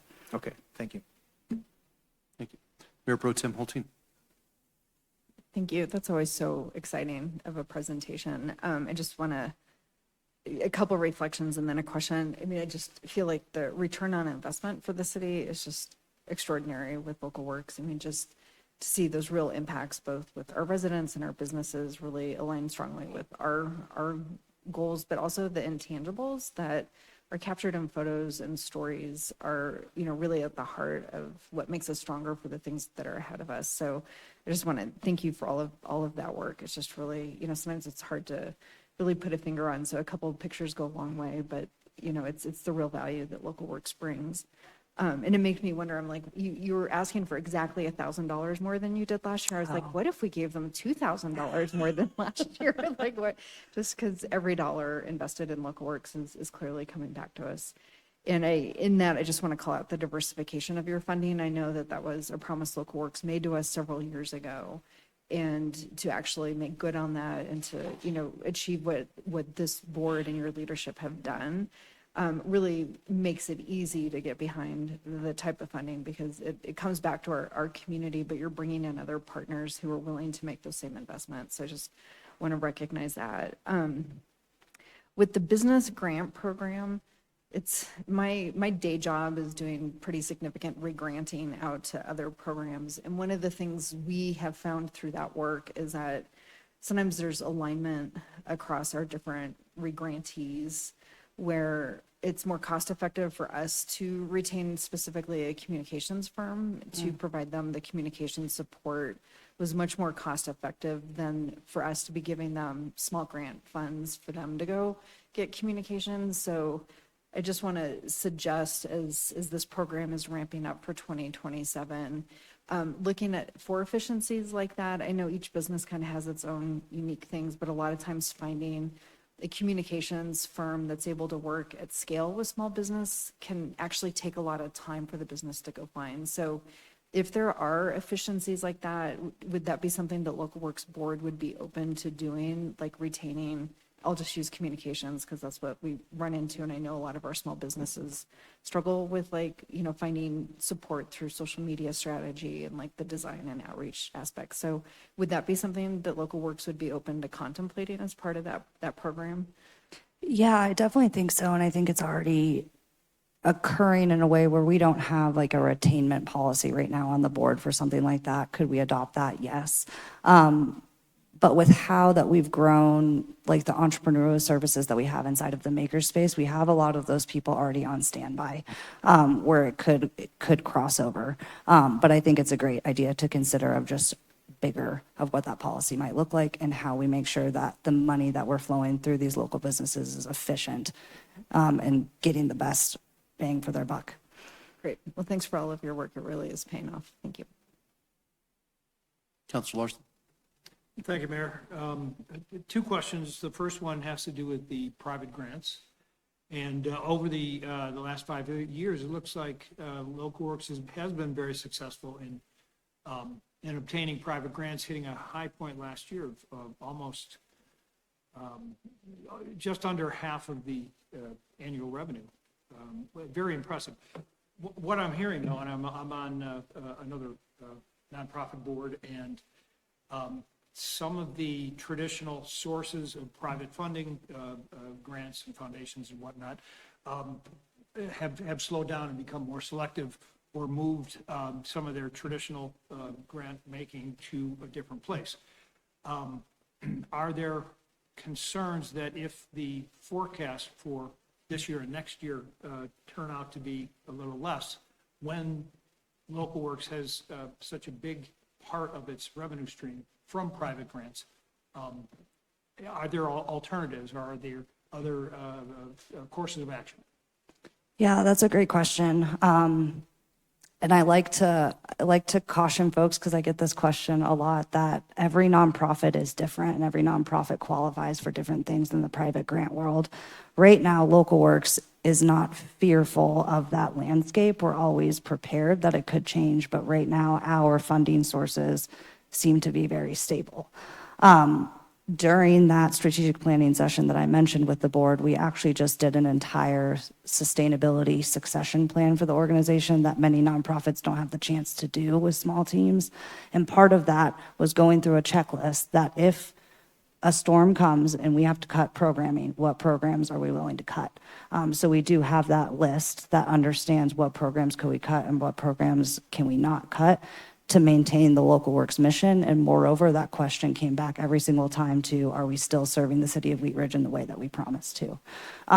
So it could change, but right now we're not fearful of that. And if it does, we do have a plan. Thank you. And the other question is on the business grant program. This will be the first time out of the box where it's, you guys know going in that the program will be in place and there'll be that amount of grant money if it's approved. Can you say you gained any experience from what happened in 2026 with the sort of last minute working on the WADS grant program that kind of landed in your lap? Any experiences from that you can carry forward? That's a great question. I think off at the top of mind, the largest thing that we learned is businesses don't want those guardrails. They don't want you to tell them that you can only fund A, B, and C. They want to tell you what they need for funding and what that plan looks like. We also learned and went back and forth quite a bit on the reporting of what this grant would look like. So when someone is granted the funds, what is the conversation with them after, rather than just dropping off a check and hoping for the best? How are we staying in contact with that business and how are they actually meeting those metrics?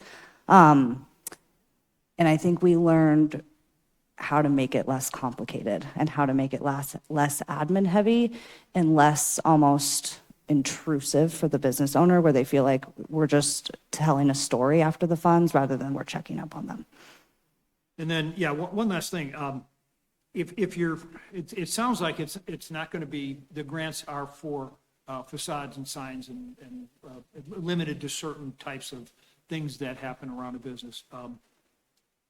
But are there things that would not be eligible? I'm thinking first off, payroll. I think we're going into this with, we want to hear that story. I don't think that's going to have a great, I guess if you're going up against another applicant that may have a plan outside of payroll, that might work itself out. But right now, we are not planning to state that anything is ineligible at this time to be considered. Well, I'm looking forward to the results. Thank you. Counselor Snell. Thank you, Mayor, and thank you, Paige, for being here and for this presentation. I'm a big fan of Local Works. I have a really unique history, and I feel like I understand a lot of the history of Local Works, and I feel lucky to have been a part of some of that. But the way that Local Works is now and the evolution that Local Works has taken is just really, really incredible.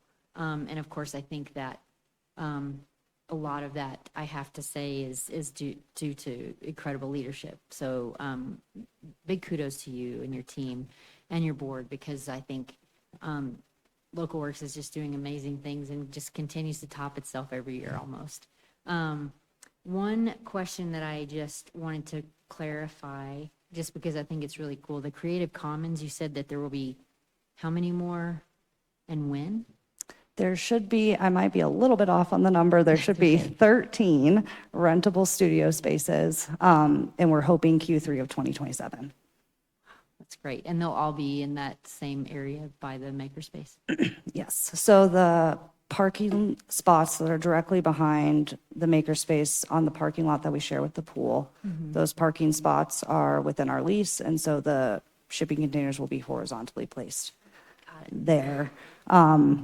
Attached to the ground via helical piers with full electrical and climate control. Right. That's great.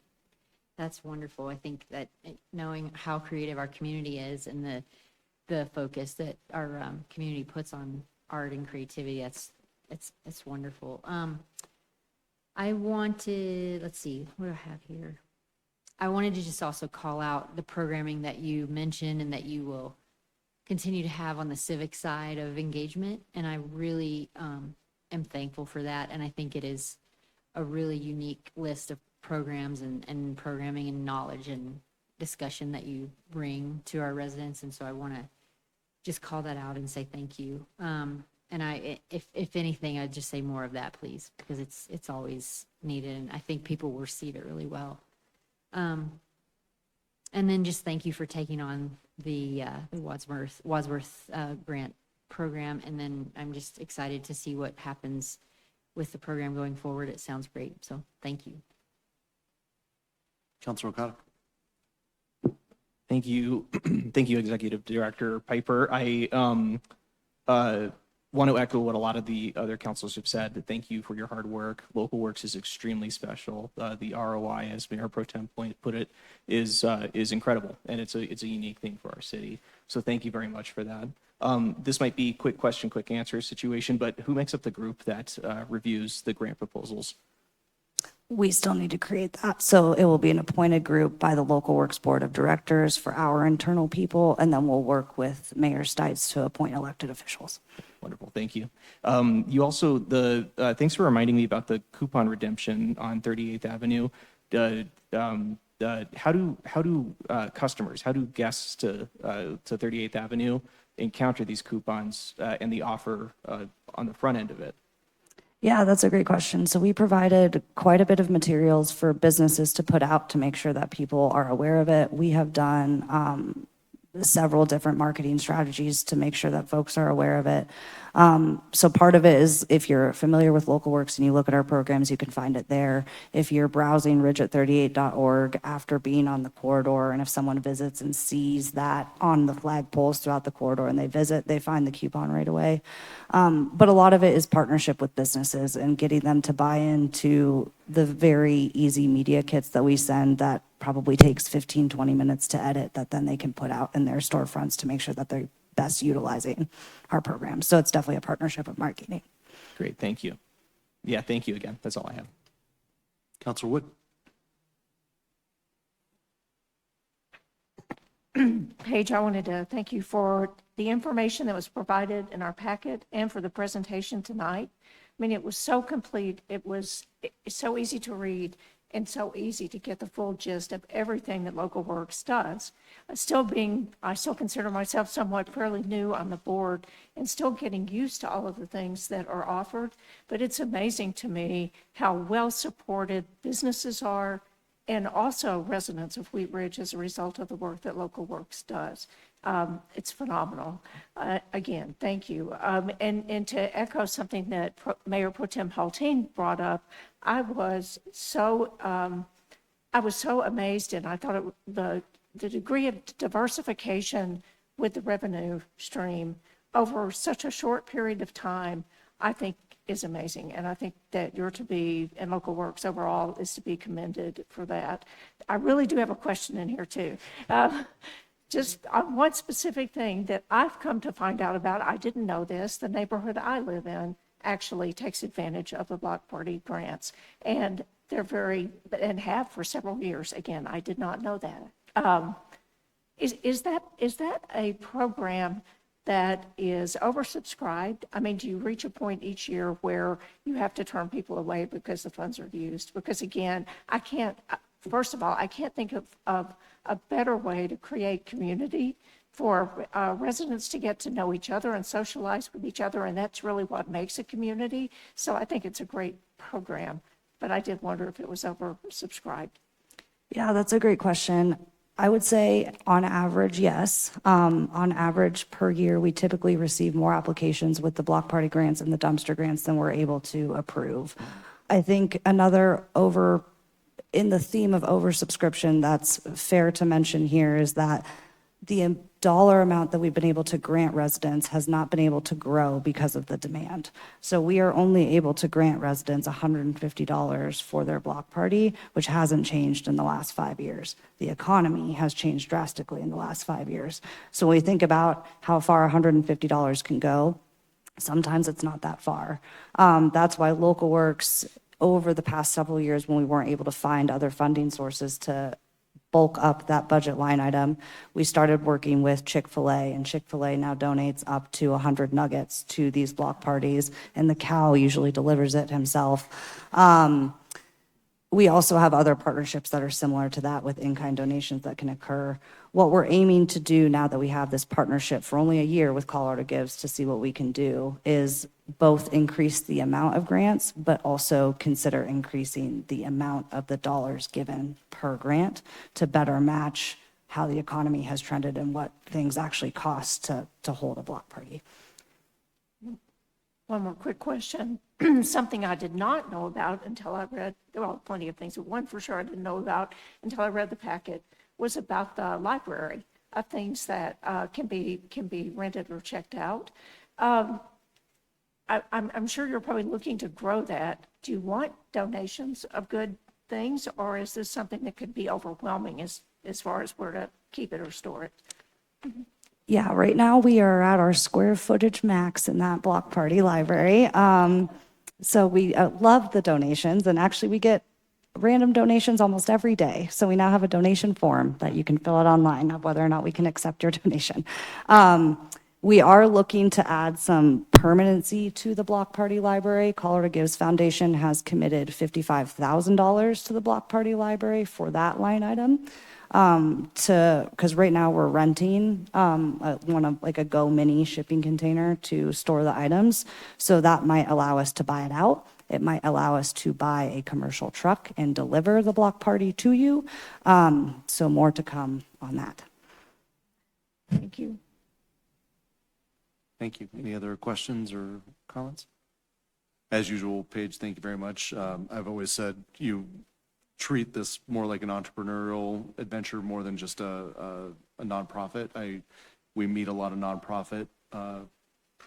nonprofits in this work, and some of the executive directors kind of stand there and go, we have no money, we never have any money. It's it's kind of a victim mentality, and we've seen you get out and diversify the revenue and use it and then tell the story about it and then use that to, I do have one question for you. And you might have already said it with Councilor Wood's question, but what, if anything, do you think Local Works could add or really invest in more of? That's a big question, That's a Mayor big question, Stites. for sure. But if it was like one thing, like if you could add.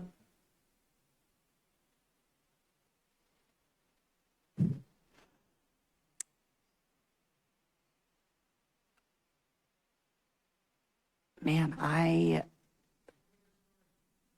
Storage. yeah, I Every think, homeowner's problem. honestly, I think it would be a larger pool of money for grants for small businesses, which I realize is something new that we're trying to do, but it's something that we've heard over and over again that people need. Tyler, our director of the Makerspace, would say he would want a second story. But I think when we say what support do we need, the Makerspace is thriving in a way that it is supporting itself. And so when we think about why Wheatridge 2020 Inc. was created, I think having more availability to support businesses where they're at in a very nimble, creative way would be what we'd want to grow.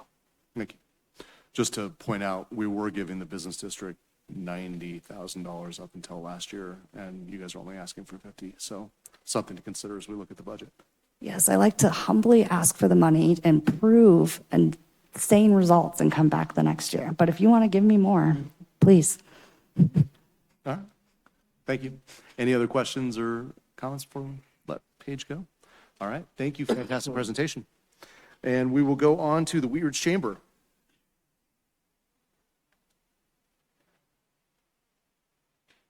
Oh, do we need a quick break? All right. We will take a 10-minute break and come back at 5-minute break? Okay. We'll come back at 40 after then. All right. Doink, doink.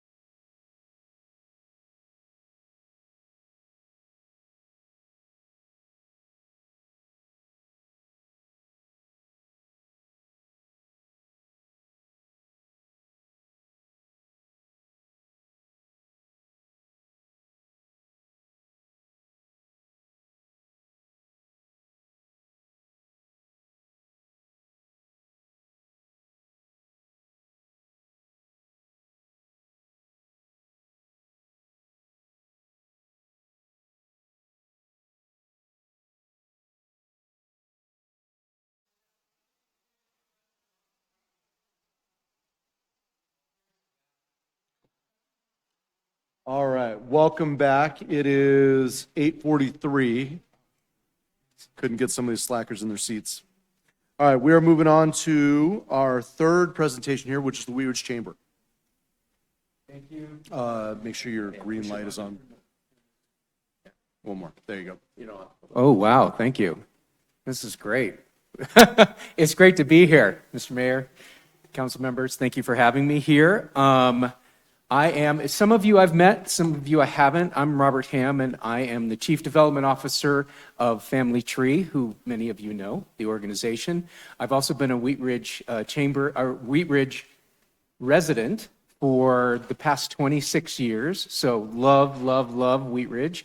And I joined the board of the Wheat Ridge Chamber in January of this year. So on behalf of the board, some of them who are here tonight, and the members of the chamber, really thank you so much for having us here. I'm going to keep my comments brief because I'm more interested in what you have to question about our memo. So I'm here today with the fellow members of the chamber to respectfully request from the city the amount of funding for $60,000 for the calendar year of 2027.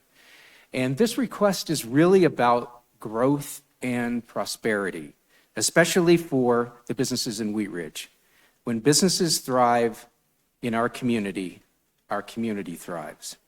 So there's been a lot of growth in my 26 years here. It's really an amazing job that the city has done, I think, in helping Wheat Ridge grow and become a very great place for people to come and to enjoy Colorado. I feel like the city has been very welcoming and supporting of the growth in our community. The chamber, which incorporated 57 years ago this month, I just learned that today, has been a vital part of supporting businesses as they start and grow and continue to thrive in Wheat Ridge. The chamber does business development, networking and collaboration, community engagement and advocacy, supports marketing and promotions of the business. We support businesses that are large and small, nonprofits, solopreneurs, community groups, lead groups, chamber events, and Wheat Ridge citizens. We show up at community events and partner events, ribbon cuttings, open houses, and much more. We're proud that the chamber fosters community and bolsters Wheat Ridge businesses and has really been, as we said in our memo, the go-to location for everyone. Right now, though we're approaching 200 members strong, the cost of operating, especially to continue to grow, is beyond what just membership fees support. Dominic, the great Dominic, had a great trajectory going in terms of growth, and we want to just see that continue. The $60,000 request for city funding will help support the efforts of supporting local businesses through marketing and promotions and managing events, the contractors, compensation for contractors to handle the many administrative duties associated with running the chamber. We have outreach to grow membership and to promote the chamber. There is some dollars in there, as you see, for rental and maintenance of the space where we do business. I can break that down for you. You can see it in the memo. We also put some costs in there to support the efforts to investigate combining the Wheat Ridge Business Association with the Wheat Ridge Chamber of Commerce to be more efficient and be more effective in serving our businesses. We believe that we can be stronger together. It's all of us or none of us. And we've actually compiled some great reasons for doing that in a document called Building Stronger Wheat Ridge. And so we really are behind that effort of the two combining. Our next step as a board, we are doing a strategic planning session later this month so we can look at all the initiatives that we need to do, especially with the passing of Dominic, of the amazing Dominic. So there was a lot that the board had to come together because that had happened all of a sudden. So we're really coming together as a board. Like all cities, the city of Wheat Ridge needs the chamber. I believe, and the chamber needs the city.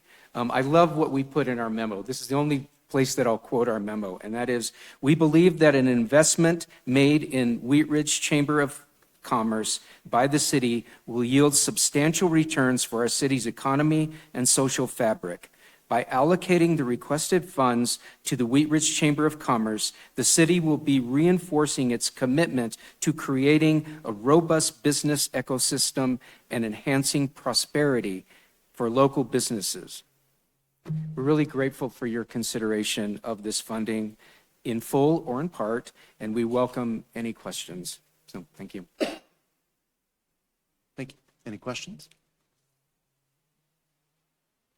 Councilor Larson. Thank you, Mr. Mayor. I appreciate it. And Sure. I'd like to know just a little bit more about this possible effort to combine the two associations. For the longest time, it has always been a question I asked of both groups, and there was always sort of a shrug shoulders, hands up in the air, nothing can be done. What's changed? I just think as we talk to, we actually in this document, Building a Stronger Wheat Ridge, we talked about that we're seeing businesses becoming members of both of them or being confused on which one would be the better one. And we certainly, as a chamber, would not go, oh, don't join the Wheat Ridge Business Association. And I wouldn't believe that they would do the same. But businesses not only are strapped for cash, but they're strapped for time. And we just think that there's a lot of duplicate businesses that are joining both. I think that there's great elements of both organizations that we could just combine and really give a more robust organization for people to be involved, for businesses to be involved in. Are there discussions going on right now? Well, that's what I think the first step in this is for us to find someone, perhaps the city, to facilitate a conversation between at least the two boards in order to bring that together and just start those discussions and see how it could actually be managed and how it makes sense and why we need to do it and why now. And I appreciate that, and I'm very encouraged by what I've heard, and I wish you guys the best of luck on being able to work something out. Yeah, thank you. Councilor Wood. I just wanted to confirm that I'm understanding correctly that both associations, the Chamber and the Wheat Ridge Business Association, are interested in merging and at least talking about it. At this point, we're just speaking for ourselves right now. I'm not representing the Wheat Ridge Business Association thank for you. sure. I'm just saying thank you for clarifying that. Yeah. That's why we want to have that bigger discussion among all of us. Yeah. Mayor Pro Tem Holtun. Thank you for coming tonight. Thank you. I don't have a question as much as just sort of a continued reflection on I think, value to our community to really have a more focused business engagement organization. I think I've heard from business owners a little confusion over why two. Is there a difference if I have to pick between one? And so, I mean, I think some of the work ahead, it's great that you guys internally have identified a path forward and that there's some high-level conversations beginning, but it really feels to me like strategically the next year, if there's not supporting someone that comes in that really has a background and expertise in facilitating these kind of things. I don't know if the city's the right partner for that, but I know there's a lot of consultants out there that really look at merging, community benefit organizations in a way that the intentions that have gone into forming them are contemplated, and to see what that type of negotiation looks like. So, that feels like, especially as we have a new economic development manager in place and prosperity plan is getting rolled out. And so having, that, I think, clear nexus between the city and our business community is increasingly important. So I appreciate that the chamber's taking leadership around that. And I would definitely be supportive as we talk about this down the road at our next study session in funding some strategic facilitation and support on how that could be accomplished. Yes, thank you very much for that. And that's why we put a little bit of funding in for that, just as a preemptive effort in order to make that happen. We certainly think that when I mentioned the city, you have been a neutral player for both of us. I mean, you're not going to recommend one above the other either, because they're both great organizations. But to facilitate, just to get the conversation going between two parties that may not necessarily know why we would combine these two. I think we've had individual conversations. I think that we've had informal conversations among members, but just to bring the parties together in a neutral way to really seriously discuss this merging, I think is important. Just to start. Any other questions? Councilor Snell. Thank you, Mayor, and thank you for this presentation. I hear my colleagues and myself kind of focusing on this, the merger or the beginning discussions, and I want to just commend you on the fact that you are broaching this subject. It's something that I think has been talked about, obviously, a lot in different organizations.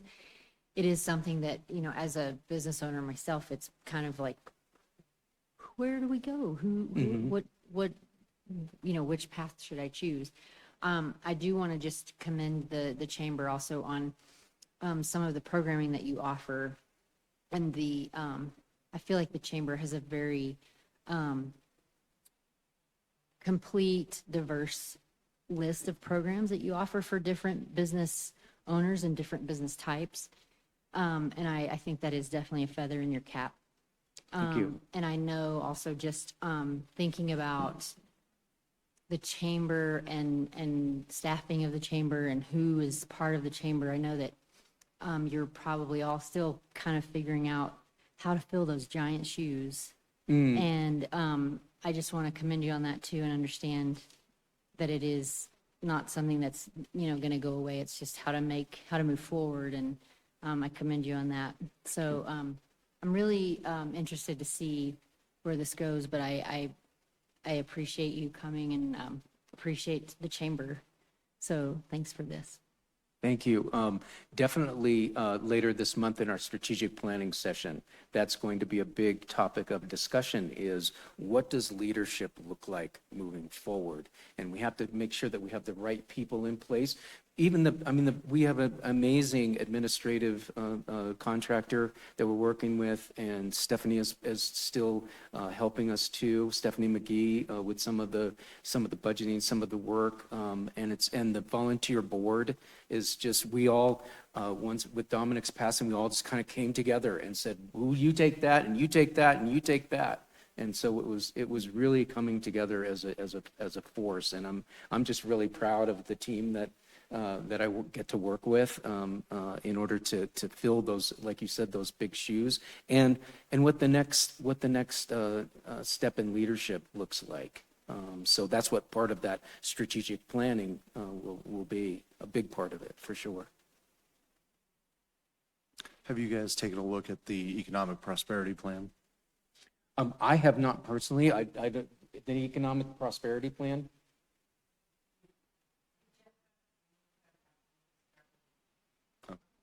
Okay. Yeah, as you go into your strategic planning, maybe take a look at that document. That way you guys can align yourselves with kind of the city's priorities if you're looking, especially for city funding, and make sure that those kind of align. Sure. I'm not saying your organization has to, but as you look at city funding, typically you want to kind of align with some of those Absolutely, priorities. Yeah. Fantastic. Any other questions or comments from council before we? Awesome. Well, thank you very much for the presentation tonight. We appreciate it. Thank you. Thank you for having me here. Who knew after 26 years I'd be sitting in this room? Really appreciate you all. We appreciate it. Thank you to the chamber. We'll have Ralston House. Come on down.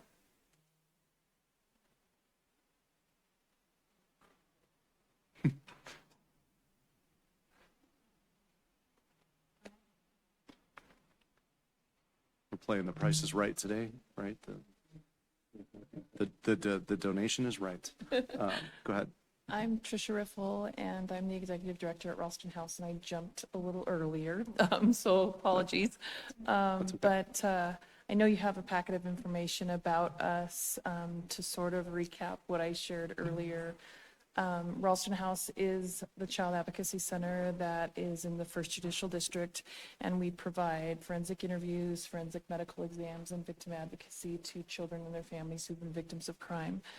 And Wheat Ridge Police Department, we've worked alongside them for many years and provided those services. So what it looks like to help you understand, when I tell people I do forensic interviews, they're like, what in the world is that? So really what that looks like is Wheat Ridge Police Department calling Ralston House and saying, I need a specialized interview that will help me understand what has happened to a child, what kind of circumstances they've been in, so I can develop leads or get to a space where I might be able to prosecute a case or find out if there's something that, it may not be criminal in nature, is there something else that this family needs?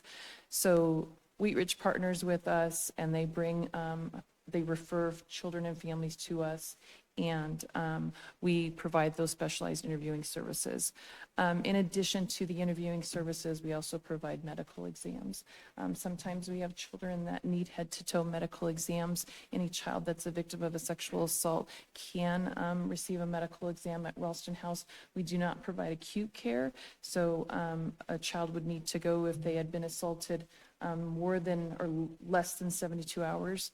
They would need to go to an emergency department. If they had injuries, we wouldn't be able to care for them at Ralston House appropriately. And so we're post 72 hours.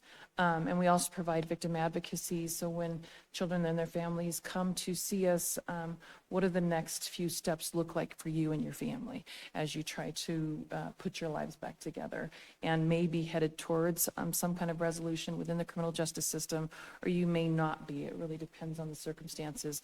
And so maybe you need resources and some escorting through the system, whether that be child protection or it very well may be the criminal justice system. So Ralston House has occupied 2 facilities for many years. We've had one in Lakewood and one in Arvada, and those 2 sites have been primarily responsible for delivering services for the First Judicial District. Our Lakewood site is in need of lots of repair, and so recently went up for sale, and we were able to sell our Lakewood site. And our Arvada site, that Arvada site is owned by the city of Arvada, and we've occupied it for more than 20 years. And we've just outgrown it. And so it's time for us to move into a larger facility, and the city of Arvada has the community table, and they moved to a different site off of 66th and Sheridan. And so their old site became available, and the city offered that site to us. So this one-time ask is for renovations of that site. And what it offers is pretty incredible. We're really excited about it. And it offers 4 interview pods, and so we can interview 4 children all at the same time in their own confidential spaces, which is in the interest of trauma-informed care really important. And we're so excited that we're able to offer this. We also have the medical pod, and so we would be able to do medicals at the same time. We also have a larger office area for all of our employees. I have 14 employees. 6 of those are forensic interviewers, and I have some contract medical people as well as victim advocates. And so parking would be really important for all of them as well, because we're in the street right now in our residential neighborhood. And while all the residents in the neighborhood love us, would they be appreciative if we got out of their driveways? So part of that is parking, part of that is office space, and the most exciting part of the new space is a 100-person training room.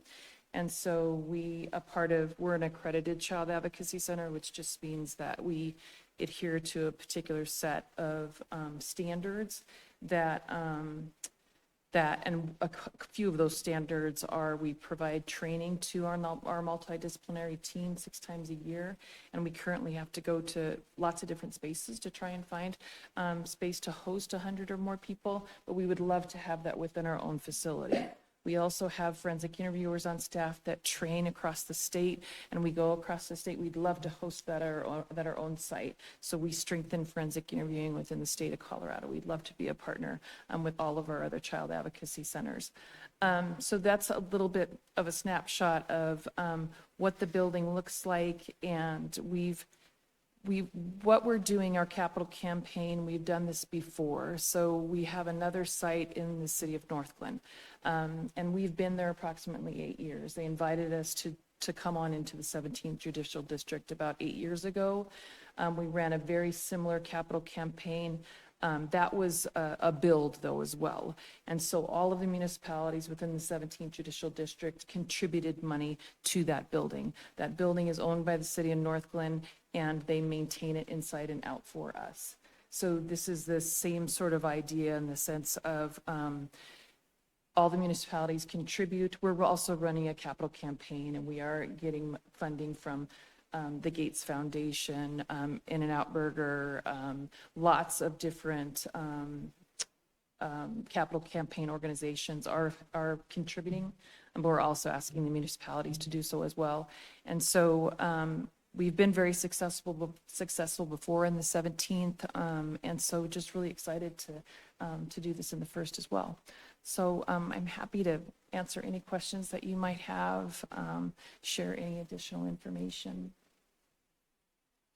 Thank you. We have questions from council? You scared them all away.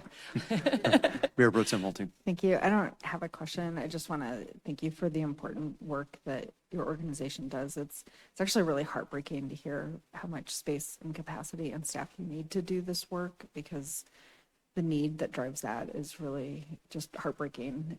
And it's also an invisible piece in our community that I think a lot of people don't think about, in part because there's so much, I think, good protection in place around crimes against children that they're not as visible in so many ways. And so this is important, valuable work for some of our most vulnerable community members. And I'm glad you're here tonight to share a little bit more. And my heart was breaking a little bit when you were sharing some of those numbers that is needed to do the work, especially your staffing capacity. So appreciate all your staff and that work. Thank you for being here tonight.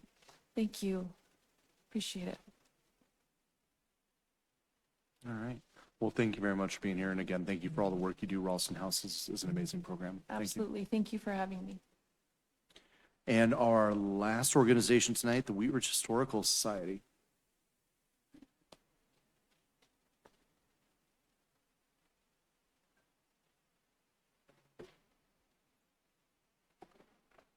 Good evening. My lovely assistant.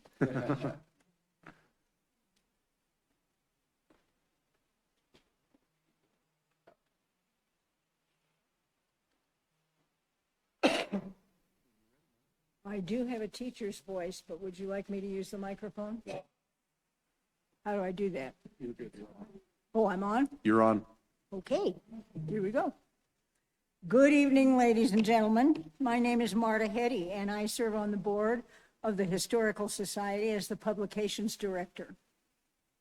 I'm here tonight to present the Society's thoughts about the city hiring a trained and paid professional to lead the organization into the future. I hope this presentation will educate and enlighten you about the current problems and future possibilities. We're a small but mighty group, but we're aging. In the photo on the left, 3 of the people from this photo 2 years ago are no longer with us. We're trying to keep pace with the demands of modern technology and an avalanche of work, but we're constantly behind. When you look at the photo on the right, you see a Hoosier, a fixture once common to every farm kitchen in America. I see a window to 118 items on that Hoosier that have to be accessioned. That's museum speak for processing and recording. Each item takes 1 to 3 hours to process. We have 8,000 to 10,000 items in our collections. About a year ago, we embarked on a research project. We gathered information from several museums in peer cities, mostly metro suburbs like Wheat Ridge. Though the cities were similar in size, what they offered to the public in the way of historical museums differed vastly. They ranged from one small building, a former house on a main street, to a 40-acre working farm with animals and a caretaker residence, complete with a gorgeous exhibition hall and oodles of storage space. Sigh. Although healthy groups of volunteers enabled all the museums to function, 5 of the 6 museums in the survey have paid, trained staff working with them. You can see the 6 suburban museums across the top of this chart. I want to bring your attention to a couple of things highlighted here. In the green, you have the number of paid staff each museum has, along with the number of volunteers and the hours those volunteers put in each year. Note that all of the other museums have at least one full-time museum professional, even if they only have 1 or 2 buildings. Also, most are supported by trained, part-time, paid professionals as well. Although our ratio of volunteers to number of hours worked stacks up pretty well, there's still room for improvement. Other statistics to consider are highlighted in blue. These deal with services to the community. Even much smaller museums offer many more open hours and lots more events to their communities than we can. I have to insert an editorial note here. This slide represents the moment of enlightenment for our research committee. They, and in turn, the entire board, realized all the surveyed museums had one thing that made the difference. Ask what their programs were like before and since they hired trained personnel. The answers left us stunned. Comments about the before trained staff paralleled what we are going through exactly. And what they said about life with trained staff rekindled our hope. Their volunteer numbers increased, and because those volunteers received training, they knew what they were doing. Work proceeded quicker. Collections received regular and better care. Communities came to know the value of local history. Children get acquainted with and appreciate history because of the programs offered to them. We are so lucky to have Brandon Altenberg working with us. He's professional, resourceful, kind, and a gifted grant writer. Excuse me. The downside, we're plagued with spotty record keeping, and that means many of the grants are unattainable because of this. However, we do have successful revenue streams. Our 2 yearly festivals, the May Fest and the Apple Cider Day, are well attended, and we are expanding gatherings like that to 4 a year. Our new outreach program is developing so rapidly we can't keep up. We have ideas concerning more recent history than the pioneer-based century-long story that we're known for. We want to develop these, but we have no one to develop them. Meanwhile, opportunities continue to pass us by. We realize that community engagement is the key. We want every visitor to the museums as thoroughly fascinated as these kids are. We want people curious about what made this city we live in such a wonderful place. The word lack comes up often. Lack of technical knowledge plagues us. Our lack of volunteers and lack of training, we've talked about. Add to that, lack of space to store the collections we do have. Remember, 8,000 to 10,000? Standard museum practice is to have 10% of the collections on display and 90% rotated in and out of storage when they need them for exhibition. We have a much higher percentage of our collection on display. We simply have no place else to put it. Lack of ability to properly curate artifacts and archival materials is another facet. Saddest is our lack of the ability to accept important donations and continue to build important relationship with some of the founders of this community. You probably recognize the name Apel, or Appel is the German pronunciation, founding farmers in this area. The red dress pictured here is Mrs. Appel's wedding dress from 1882. It's been offered to us along with a treasure trove of well-curated family ephemera. We not only don't have the room to store it, we don't have the appropriate temperature-controlled environment to keep the delicate silk from rotting. We ask your cooperation, your benevolence, your civic responsibility to form a partnership. We love this city, and we want to properly care and preserve its history and heritage from the 1800s right up to yesterday. We can't do it alone. Hiring a professional with training in museum science is the key. That commitment has worked for neighboring cities all around us.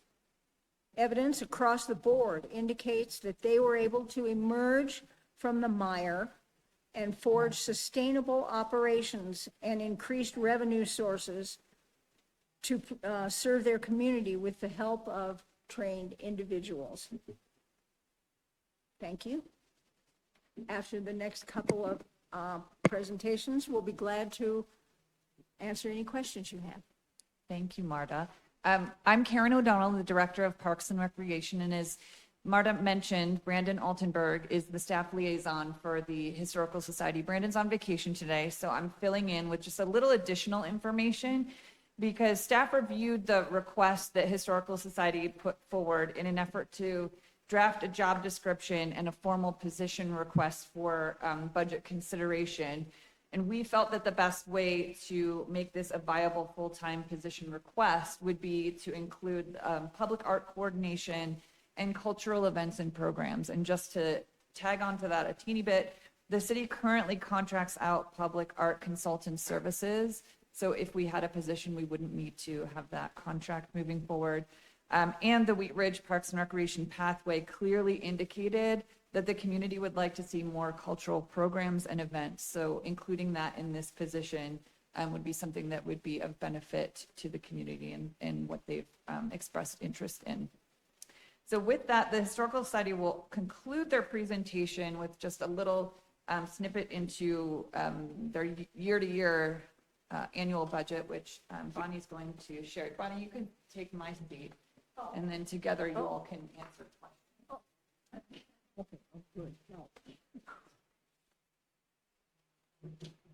It's a pleasure to be here with you. Thank you, Mr. Mayor. We are have been gifted with budget to operate as the Wheat Ridge Historical Society for a number of years. And it was executive committee way before I started on the executive committee who approached the city. At this point, we have approximately $10,000 a year that we try to allocate to different portions of what it takes to operate. We try to publish as many brochures as we can to give out at public events, in-house. Sometimes we have to hire it done, and the city budget helps us do that. We advertise in the Gazette. You've seen Marta's articles in the Gazette. And in kind, we also have an advertisement, which is our biggest advertising budget. The city graciously expenses our post office box annually. We have a few other operating expenses, but they've come down over the course of time. We historically not spent the entire budget. It's just not possible to get these few people to find ways to spend all this money. But in 2026, we are on track for using the balance of the money. We have a major expense of repairing a display cabinet, which is a beautiful piece of antique in and of itself. We're going to upgrade our outreach presentations, get some rolling bins to bring things to our fraternal organizations whenever we can visit them and share our history of Wheat Ridge so they don't have to come to us. We're also doing outreach at Sprouts. We have over here on Kipling, we have an opportunity to have a table out there so people, while they're shopping, they can find out a little bit more about the Wheat Ridge Historical Society. And other than that, the city helps us fund our accounting and Past Perfect. Past Perfect is a software which has all our artifacts, or will have all our artifacts on it. It helps us maintain a database of our membership and our volunteer hours. It is a wonderful piece of software which is in use in many, many organizations throughout the country, the United States. I think it's well worth the money.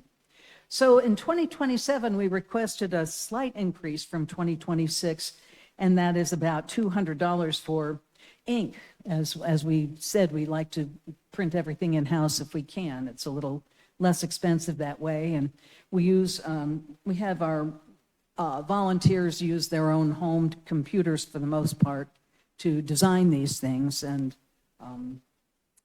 at any rate, the Wheat Ridge Historical Society is over 50 years old. As you know, it kind of started in 1976, Save Our Sadi, the Sadi over there at 4610 Robb. And if you haven't been to the historical park, boy, it is a gem. So are there any other questions about the current budget that I might be able to answer for you? Thank you, and thank you for the presentation. Yeah. Good job, Marta. Councilors, questions? Councilor Okada. Thank you. And thank you very much for the presentation. First off, thanks for the Historical Society. History is so deeply important, and being able to be good stewards of our history, both the incredibly important local history that goes back even just to the founding of the city, but back much further, and educating the visitors to the Historical Society, myself included, lots of really fascinating things. That's such an important thing to any community, to any society, to be able to review that stuff. Thank you for this request as well. I think being able to get into a place where we've progressed so far as a community to need something that gets to a place of upgrade where we can be able to further protect those things, I think is really critical. So I appreciate the request. I appreciate the research that has gone into this. That is no small feat to be able to take a look at that information. So thank you, thank you, thank you. The one thing I want to ask is, my sister-in-law has a master's degree in museum and collection curation, and so I understand it's a very specialized task. And this question might also be for you, Karen. When I hear we need a full-time employee to be able to help us with curation activities and those sorts of duties, I don't imagine somebody whose focus is going to be spread to many other things. But I do understand the important principle of being able to bring on a staff member that has the efficiency to be able to help cover in many areas that we're looking at there. I guess that's more a comment. The question that I have as well is the type of backlog that we have as a historical society. Is it a backlog of materials that has grown to a scale over a period of time, or is it a continuous drip and feed of materials that are coming in that the rate of materials coming in is now insurmountable? Actually, a couple of years ago, we had to halt donations because we were just gobsmacked You know, there's so much to do and takes so long to do, 1 to 3 hours for, I mean, that seems unimaginable, I know, but by the time you measure everything, photograph it from a bunch of different angles, research all of the history surrounding it so that you can cross-reference when you put it up on the internet, you can cross-reference it. So, you know, if it's a ring that belonged to somebody, well, who else is in the family and what other pieces of jewelry and all those kinds of things. That takes a lot of time and it takes a lot of know-how.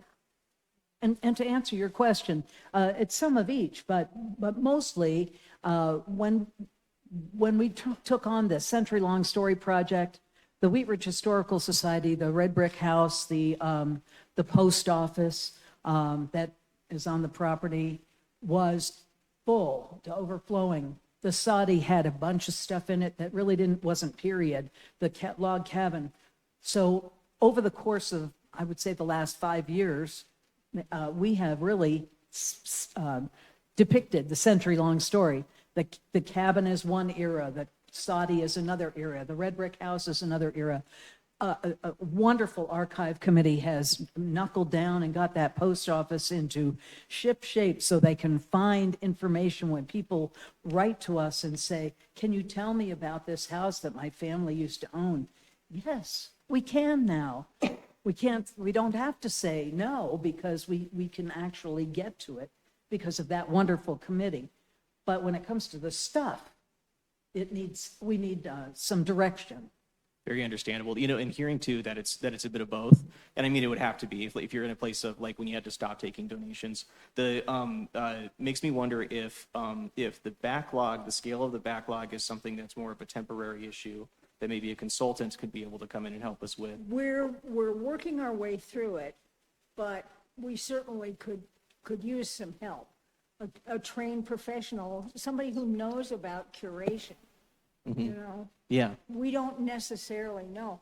And there are programs, we want to expand, excuse me, but let me give you an example. We just recently found out that the second grade curriculum in Jefferson County schools is local history. Duh. Here we are. Let's get those second graders over to that park. Let's get every second grader in Wheat Ridge over to that park. Who's going to pay for the busing? You know, we'll be glad to volunteer, our time and teach. And to that end, we do that. For instance, we had the Sun Camp from the Wheat Ridge Rec Center, and it was all hosted by Wheat Ridge Historical Society volunteers who gave up, their whole day, 2 days, one with the older kids, one with the younger kids. It's not for lack of manpower, it's lack of best practices for museums. And with a leader who has some education to that end. Yeah. And if I could speak to that real quick, Councilmember Makata, I don't think any of us anticipate even a full-time person dedicated to the Historic Society would be able to archive everything. I think we need somebody to help coordinate that. And I think we probably, if we can get something organized, we'll probably come back to council and ask for money for a consultant team to come in and do that work with the help of these folks. But for just one person's not going to be able to do it. Thank you. That's clicking for me. I appreciate it. Thank you again. Thank you.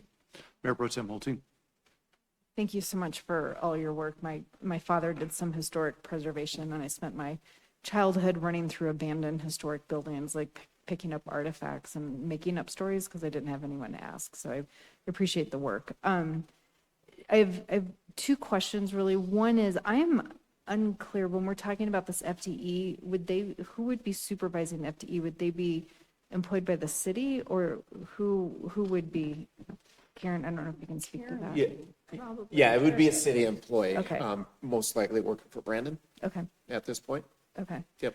And then a couple of different times in the presentation, both the presentation we were looking at and some of the things that were said, it sounds like some of the record keeping gaps have been keeping you from being eligible for the types of grants that would really support some of the big needs of the Historical Society. Can you clarify what kind of record-keeping gaps you're talking about? Are they financial record-keeping, or are they the type of archiving, record-keeping? Well, it's very difficult to keep track of volunteer hours when you have no volunteer coordinator. You know, we have somebody that said, I'll collect them. Fine, but that, you know, not everybody writes them down. I came up with a form, and now everybody's got a form. It's still kind of sketchy.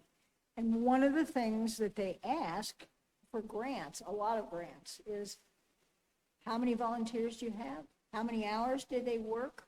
You know, what's the distribution there? What kind, you know, and then that feeds into other things.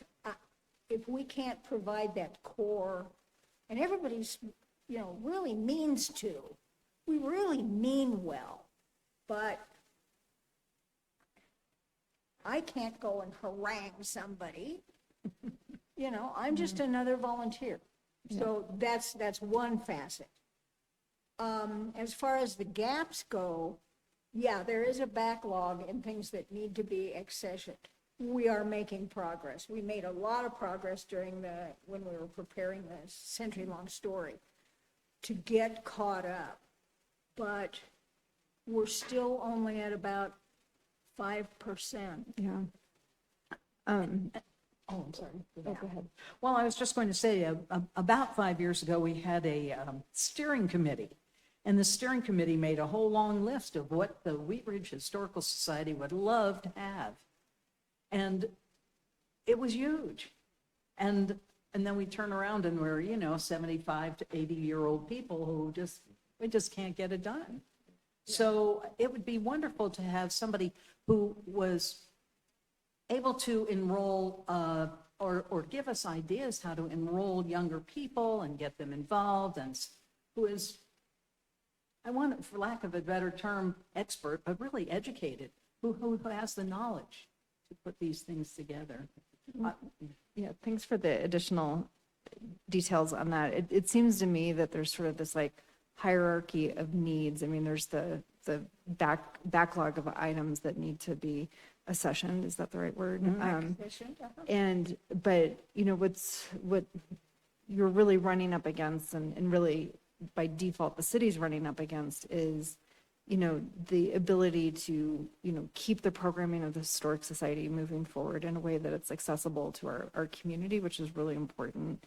I'm excited about the proposal of a full-time person, in part because I think it meets some other needs in our city, with us looking at, you know, relocating City Hall to Lutheran campus. We have a lot of historic properties in our city and a lot of history.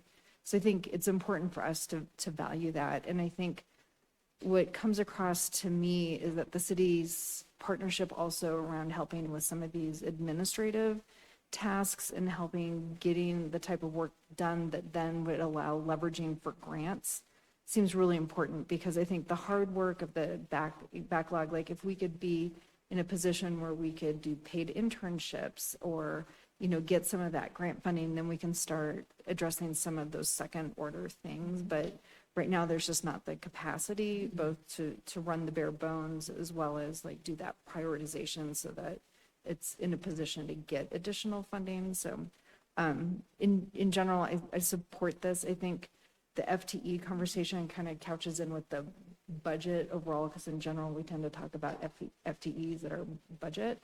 But I'm very supportive of continuing funding the operations. But I think I really support the city coming in as a partner to help with those first order operations so that you can be more effective and hopefully leverage more investment. So. Councilor Larson. Oh, I'm sorry. Councilor Snell had her hand up first. Thank you. I have a few questions, and I apologize if they're bouncing around a little bit. The first thing I wanted to know, the program Past Perfect, was that, I feel like I remember there was a previous like request for funds for the software and perhaps a consultant. And is that how we got that software? Past Perfect is a real common program used by museums. In fact, we originally started out with 17 cities that we were going to go after. The majority of them use Past Perfect. It has the capability not only to record accessioned information, but you can go online with it. We only have 5% online, but it's a start. You know? And we started, I think it was in 2025. Yeah. As a budget item, and it's approximately $800 a year is probably going to go up, but yeah. Right. So that was, okay, that's how we got to be able to use it. Okay, thank Right. you. But getting trained on how to use Past Perfect is Sure. another thing that none of us really know how to use it. Sure. And it takes some training. Sure, and I think that that was part of my question, is curious, like, because that, I think we were thinking there would be a consultant with that to kind of teach or provide, you know, how to use it, so it, you know, we're getting the most for our money.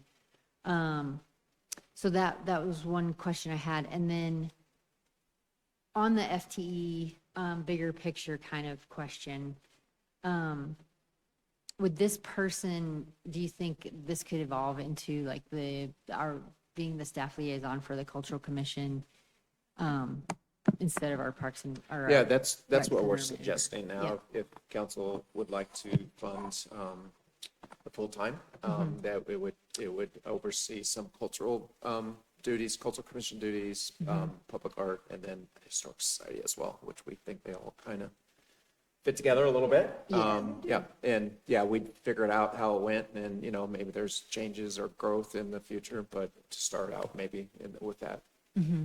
That's helpful, because I was also going to ask about the public art consultant and how that wraps in. So I think this is an excellent idea. It feels like this person could, it would be a unicorn of a person, but I think that when we find, when we It's possible, I find think. that I think there's person. people out there though. Yeah, I think that this would be a huge advantage for us in a lot of different areas. I appreciate all that y'all do. I know that it's a tall order that you have, and I appreciate it. I also appreciate the kind of movement into telling a more complete history of our area. I was appreciative of the other the list of the other communities that have historical societies, and so I did some looking, and it looks like several of them are also, you know, kind of looking at the complete history and thinking about land acknowledgements and things like that, which I think is also a big part of, it's a part of where we are now, and I appreciate that. And I guess to that point, this is one more question. Have, in all of your research and, you know, going and talking to different historical organizations, was there ever a discussion around like a partnership, or did any of them partner together, or were there any shared ideas or anything like that? You know, that's a really interesting idea. The answer is no. Well, we Sure. have the Association of Northern Front Range Well, Museums. yes. So We we have are a member professional of that, organizations. and we have a lot of connections with them. We do a little networking with them. That's great. So Yeah. there is, That's great. there is a bigger organization, but again, it's, We go, time you know, we go to consuming. seminars, we go Sure. to clinics, Yeah. like, you know, they Oh, I offer know. training, I'm- but that's spotty at best. Sure, We like have a- visits a your own scholarship, time and, you know, Mhm. for some of our members who are volunteers who can't afford to go, but, you know, it's still spotty. got it. Yeah. Well, I appreciate all that you're doing, and thank you so much. Well, thank you. Thanks for being here and for hanging in there at 9:37 PM. Thank you. Councilor Larson. Yeah, thank you, Mayor. And a lot of what I was thinking has already been discussed, so we'll keep this as brief as I can, because this is a fairly big issue, and I know that when I first had discussions with with you guys, with the Historical Society, it kind of opened my eyes into the risk that we were looking at that time of the Historical Society just going away. it could. I mean, that was, it seemed like a very real possibility at the time. So, so a lot of discussion since then, and I'm glad we got to the point where a plan was put together that took some of the original ideas that you guys had and molded it into something that sounds like it'll work very well. At any time, and I'm sure you're aware of the seriousness of adding an FTE to the city budget. That's a big deal. It really is. And the concern I have is that we can find a qualified and experienced person that has enough broad knowledge to manage cultural and art issues that are separate from museum and historical issues. As somebody with that qualifications, I think is probably going to be a rare bird indeed. But there apparently is some confidence that we can find somebody like that. The question then is, what does that position really look like? What are the expectations? Is that one of the roles that that person will play? Is it how to improve the museum and the historical society in general, to improve it to the point where it gets where it needs to be? And when there's improvements, there's going to be cost. And so how much is all of this going to cost? We probably won't know the answer to that for a couple of years down the road, but there will be additional expenses because we're talking about transforming the historical society and museum into something that it is not today. Well, let me answer that. It's a city park. It's under Parks and Recreation. We are granted keys to the kingdom, if you will, and we get to play there. And that's what it's been for decades now. But the bottom line is we all care. We want to have a wonderful product, and we want to get people there. Come and see what we have. It's so fabulous what we have, and it opens the eyes of people who, all they can see is the new turn lanes. They don't see what the history of Wheat Ridge and the rural, the truck farming that fed the miners. They think about the miners, but what do they eat? Well, the Wheat Ridge farmers. Hello. That's how they got their name. So yeah, we want to incorporate all of that. And to do that, we have this wonderful committee work very hard to see what other communities around us are doing. And the ones that are thriving are ones that have a city provided leadership. Well, and Dan, I'd like to add, there's a real potential with better organization of additional revenue sources. So it's not like, we're going to ask and ask and ask. I mean, we listen to other presentations where, here's what we're planning. Here's how we're going to expand. Here's how we're going to have more people there. And here's what we're going to charge them. Not to overcharge them, but we can develop revenue sources given the leadership of somebody with some training. And I find that to be very encouraging. So Yeah. Thank you for all this. And I can tell you right now, I'm going to support what you guys are asking. Thank you. Councilor Wood. One thing, excuse me, one thing that occurs to me is in the city plan, and I am not going to be able to quote this verbatim by any means, but one of the things in the city plan, of course, it's looking toward the future, but it's preserving what makes Wheat Ridge what and who Wheat Ridge is. To me, this seems like a perfect focus for that. So anyway, thank you for the presentation. Okay, I just have one additional thing. Right now, the society has partnered with the Active Adult Center. We're doing a historic home tour that's scheduled for the 19th. At this point, it's free. No. What did I say?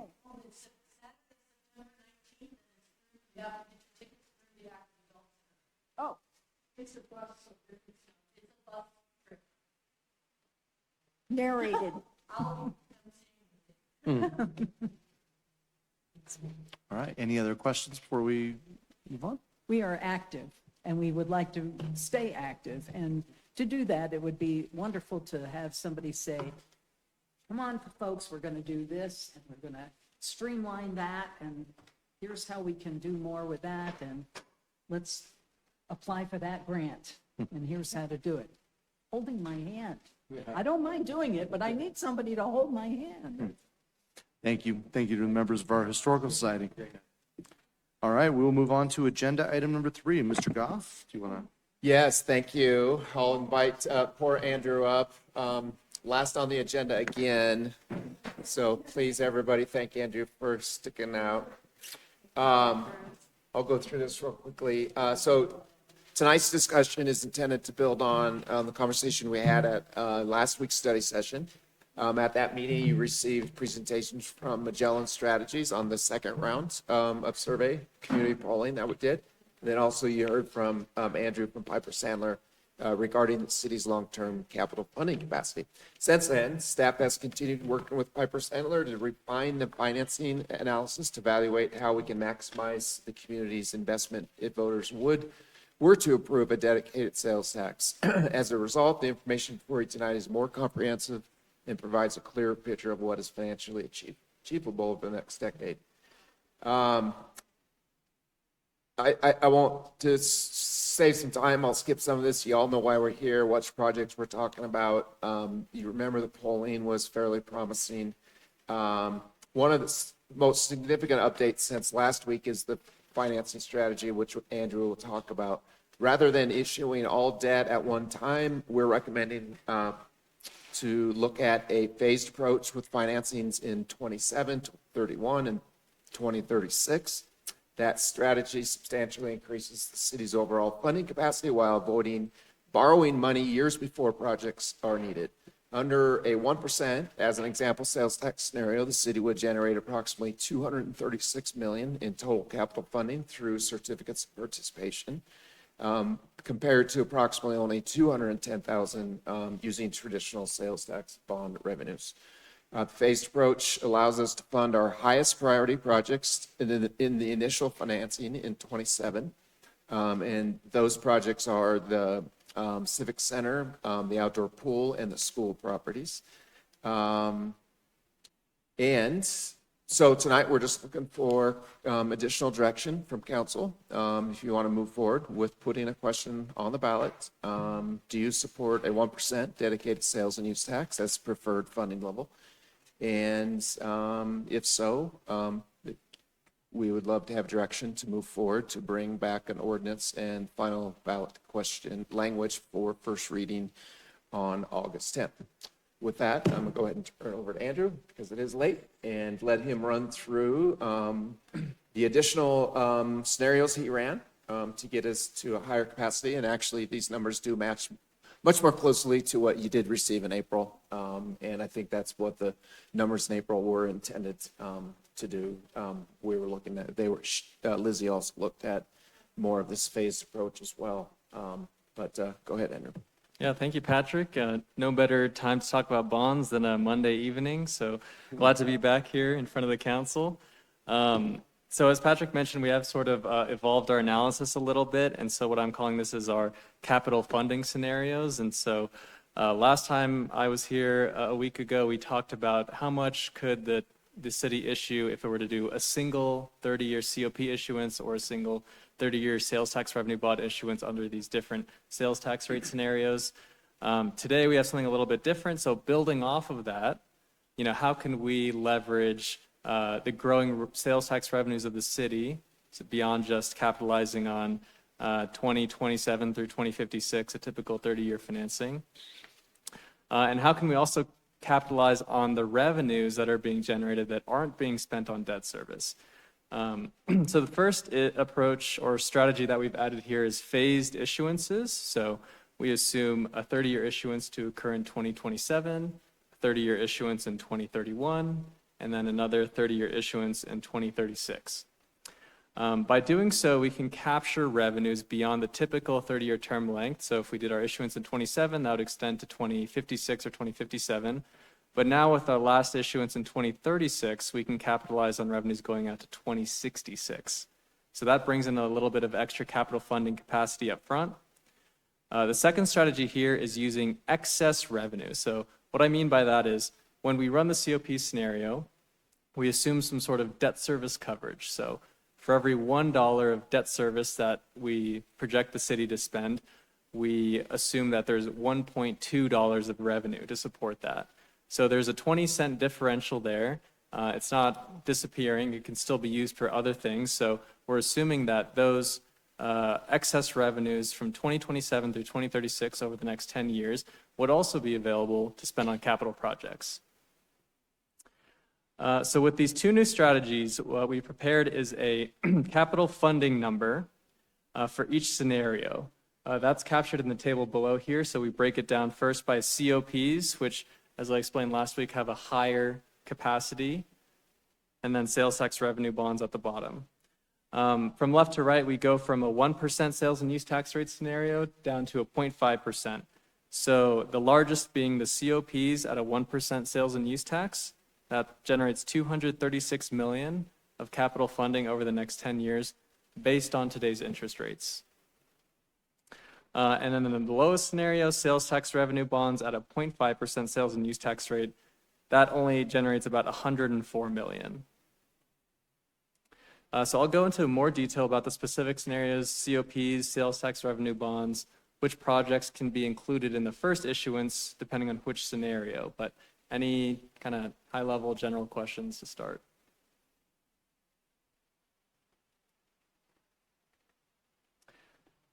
Perfect. So we're moving on here to COPs in detail.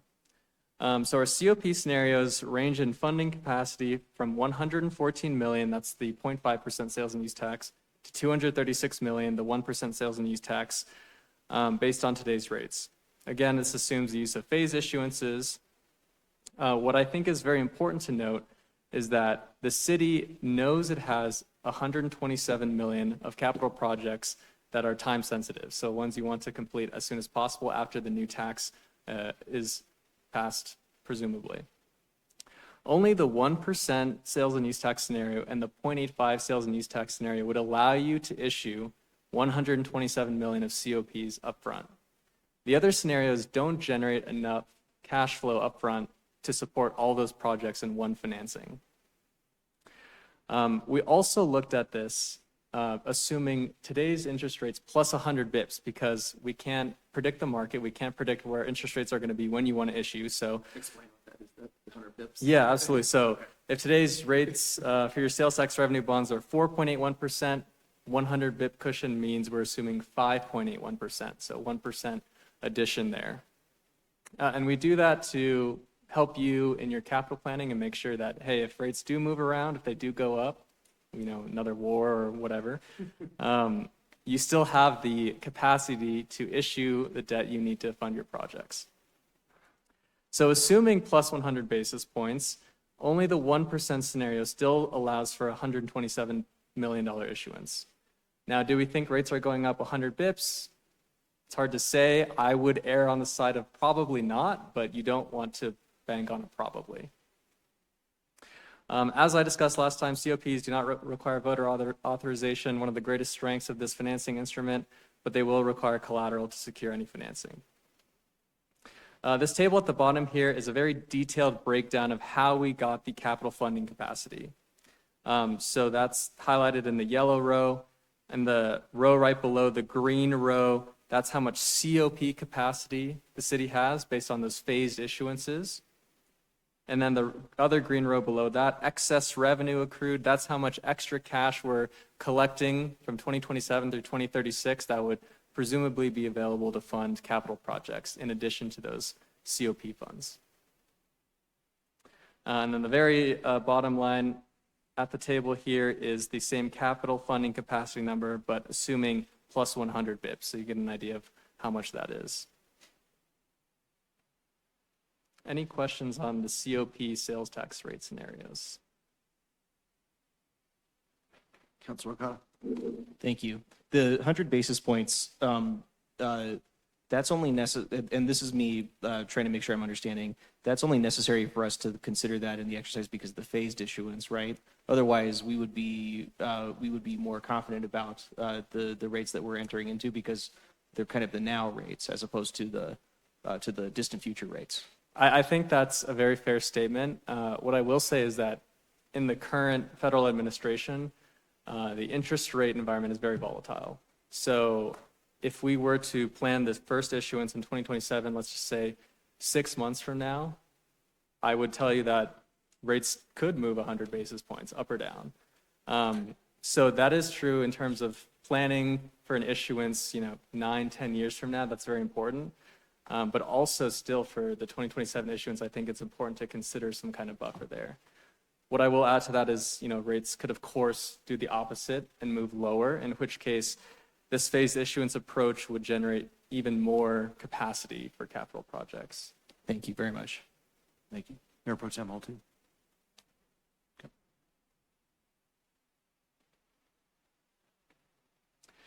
So moving on here from COPs to sales tax revenue bonds, this is an identical analysis, except we're assuming sales tax revenue bonds, which, as you know, carry a lower capacity for the city to fund its capital projects, ranging from $104 million for the 0.5% scenario to $210 million at the 1% scenario.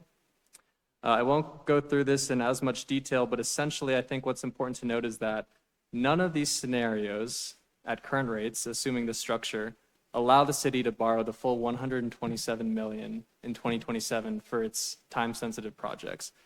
The reason sales tax revenue bonds carry a lower capacity and the reason we can't get to that $127 million is because the debt service coverage, so how much extra revenue you're proving on top of your debt service payment, is higher for sales tax revenue bonds.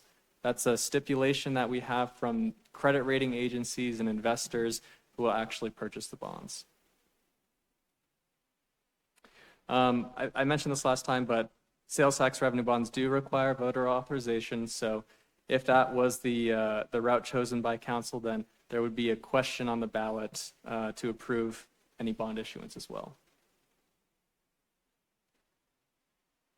Any questions on the sales tax bonds?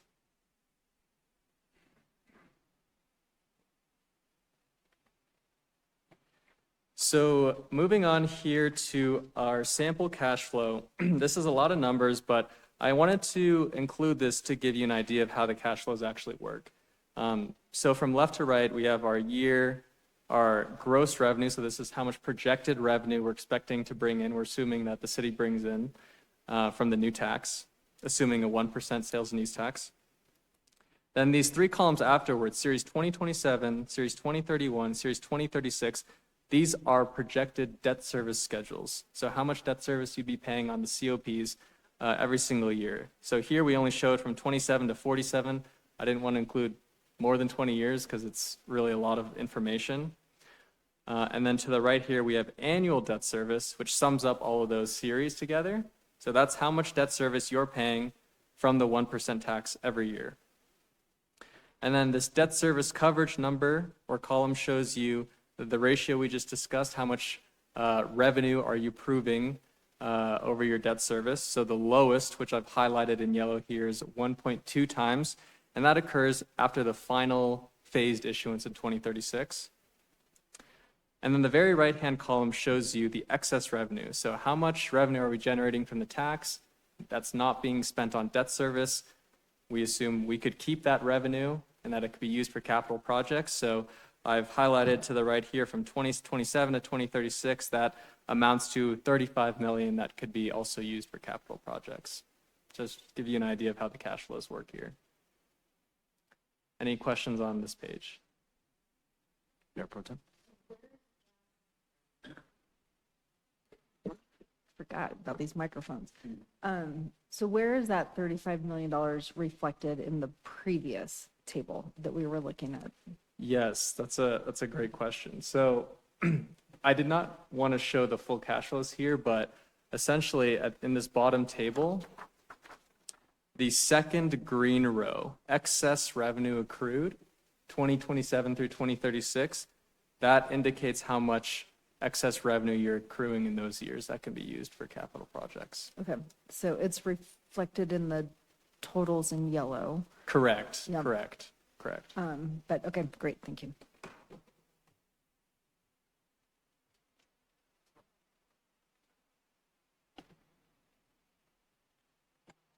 So that is all that we've prepared today. I did want to note as well that Patrick mentioned there was a prior number of 275 million of capital projects, and we took the liberty of backing into the sales tax rate that would be required to fund that. So for COPs at today's rates, it would be 1.15%. If we assume plus 100 bips, it's 1.3%. And the sales tax revenue bonds are higher than that, 1.3% at today's rates, 1.4% at plus 100 bips. And that number again, to Councilmember Okada asked if we wanted to fund the whole package, the whole bucket of all 6 projects up front, that's what the rate would be. Okay. Questions or discussion? Counselor Quinn. So and I'm sorry if I'm a little tired. The wording on the ask of the voters, it says only be used for these items, and then you were talking about excess revenue later on down the road.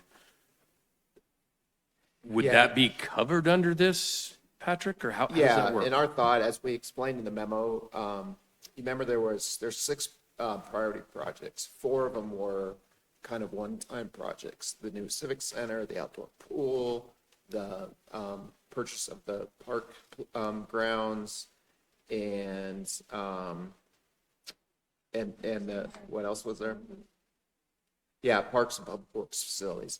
But then there were 2 ongoing revenue or expenditures that we were trying to fund: preventive street maintenance and then bike and ped network. So when we're saying excess revenues for other capital projects, our intent is that those funds would go into the capital budget to pay for those 2 items. Okay. Yeah. Does that make sense? Yes, yes, it does. And it wouldn't be financed. That would be pay as you go. So that 35 million, we would not be financing that. So there would not be debt service on that. It would be pay as you go, depending on how much excess revenue there is every year. So later on down the road, it's actually a better deal. Yeah. Yep. Counselor Ohm. Thank you, Mayor. So 4 projects is what we'd be looking at, and then the COP at the 1%. Yeah, I believe, and it would probably actually only be 3 projects. In this scenario, we would not be able to fund fully the parks and public works shared facilities. I think this provides maybe some flexibility that there could be some excess revenues to phase that, maybe do some of it. But this scenario, with the 2027 issuance, it would generate the 127 million. It would cover, again, a new civic center, the outdoor pool, and some money for the parks, those 2 schools. The parks and then we'd see what happens with the economy and the rates, and see what's generated in the second issuance in 2031. And if there's excess revenues, this ballot question would allow money to go towards the parks and public works operations because of the last bullet item is modern police and city services facilities, and that would cover parks in my opinion. But again, the priority is those time-sensitive projects in the first issuance: civic center, pool, and the school properties. Okay, thank you. Counselor Snell. I just wanted to go back really quickly to what the discussion with Counselor Quinn. Hold on, I have a note here. So one of the things that we were just talking about is like the ongoing funding for infrastructure, and that's basically kind of like having a dedicated pool of money because we are going to continue to see issues with infrastructure, and also for bike and ped facilities because those are phased, correct? Yes, again, the excess revenue that Andrew spoke about, which it's 35 million over the first 10 years, so 3.5 million a year. Again, that could be put towards in the CIP budget as an annual revenue source for proactive street maintenance and bike and ped network projects. Got it. And I know you just said that, and I No, apologize. that's right. for No, I want, making it, you, it needs to be clear, yeah. So please keep repeat it. asking. Yep. Okay. That's all I have right now. Thank you. Yep. Counselor Larson, did you have your hand up? No, Mayor Pro Tem Wilting. I'm really impressed with how sharp I'm still feeling. So, I don't know when that's going to end. It is after 10. So just for clarification, what I'm hearing is that at 1% and at the 7/8%, that if we did the COP issuance, we would be able to do the three major capital projects that have been identified, like with that first issuance, and that there would be anticipated additional revenue available for us to use towards the other two ongoing things. Is that correct? Like we're able to achieve both of those, and I guess I'm looking both at you and at you, Patrick. Correct, yeah, from a financing perspective. yeah. Okay. And so the 40 million-ish dollar difference between them over time translates into both that CIP amount. So some of that is in CIP. I'm seeing about 13 million of that is that sort of CIP overage that we're talking about. The difference between 23.7 million and 35 million is, so the difference between 1% and 7/8%. When you say 7/8, that's That's the 0.85. Oh, okay, Yeah, all right. Sorry, I'm a fractions girl. not a Yeah, percentage that's girl. confusing folks, I You may think. not know this Yeah. about me, but now you do. So the difference between that's about $40 million in COP capital funding capacity. Ish. Correct. We're very high Yeah, level. here. Yeah. And that shows up about 13 or 12 million in that excess revenue line item, and then the rest of it is in that bonding capacity. Correct. Okay. All right. I don't want to talk too much more tonight, so I would just say I'm still where I was a week ago, and that I am more comfortable staying under 1%, given that we've got competing ballot initiatives, and I do think that especially in the Arvada Fire District, where they're going to be asking for a full percent, it would allow the total math to still stay under 2%. So my first choice is to move forward with the 0.85% COP option that really allows us to still get what we need. It might not be quite as much as we imagined at the beginning, but I think it sets us up more for success in the face of competing ballot initiatives. Thanks. Counselor Okada? To make sure that I understand the answer to Mayor Pro Tem's question, the 0.85% plus 100 basis points, assuming that happens 6 months from now, we wouldn't be able to afford those three capital projects. That's correct. Okay, thank you. Just to make sure that I'm understanding that correctly.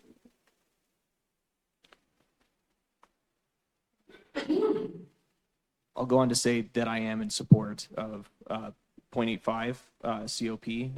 I agree in that space. It seems sensible to me. Thinking about the volatility of the market, I think we're going to be rolling dice anyway. I feel like there's an aspect of it that's important in that space, and us aiming for those now projects, I think, is a really critical thing. Thank you so much for the presentation. Thank you for the clarifying questions on things that I didn't realize I wasn't understanding. So I really appreciate that. Thank you. I'm just going to go ahead and give my opinion. Since the polling was basically no difference between 1% and anything below that, I think we should ask for the more money here. So I don't get a vote, but I'm just going to say that I lean towards the 1%. Counselor Ohm. Thank you, Mayor. I, too, am feeling more bullish about the 1%.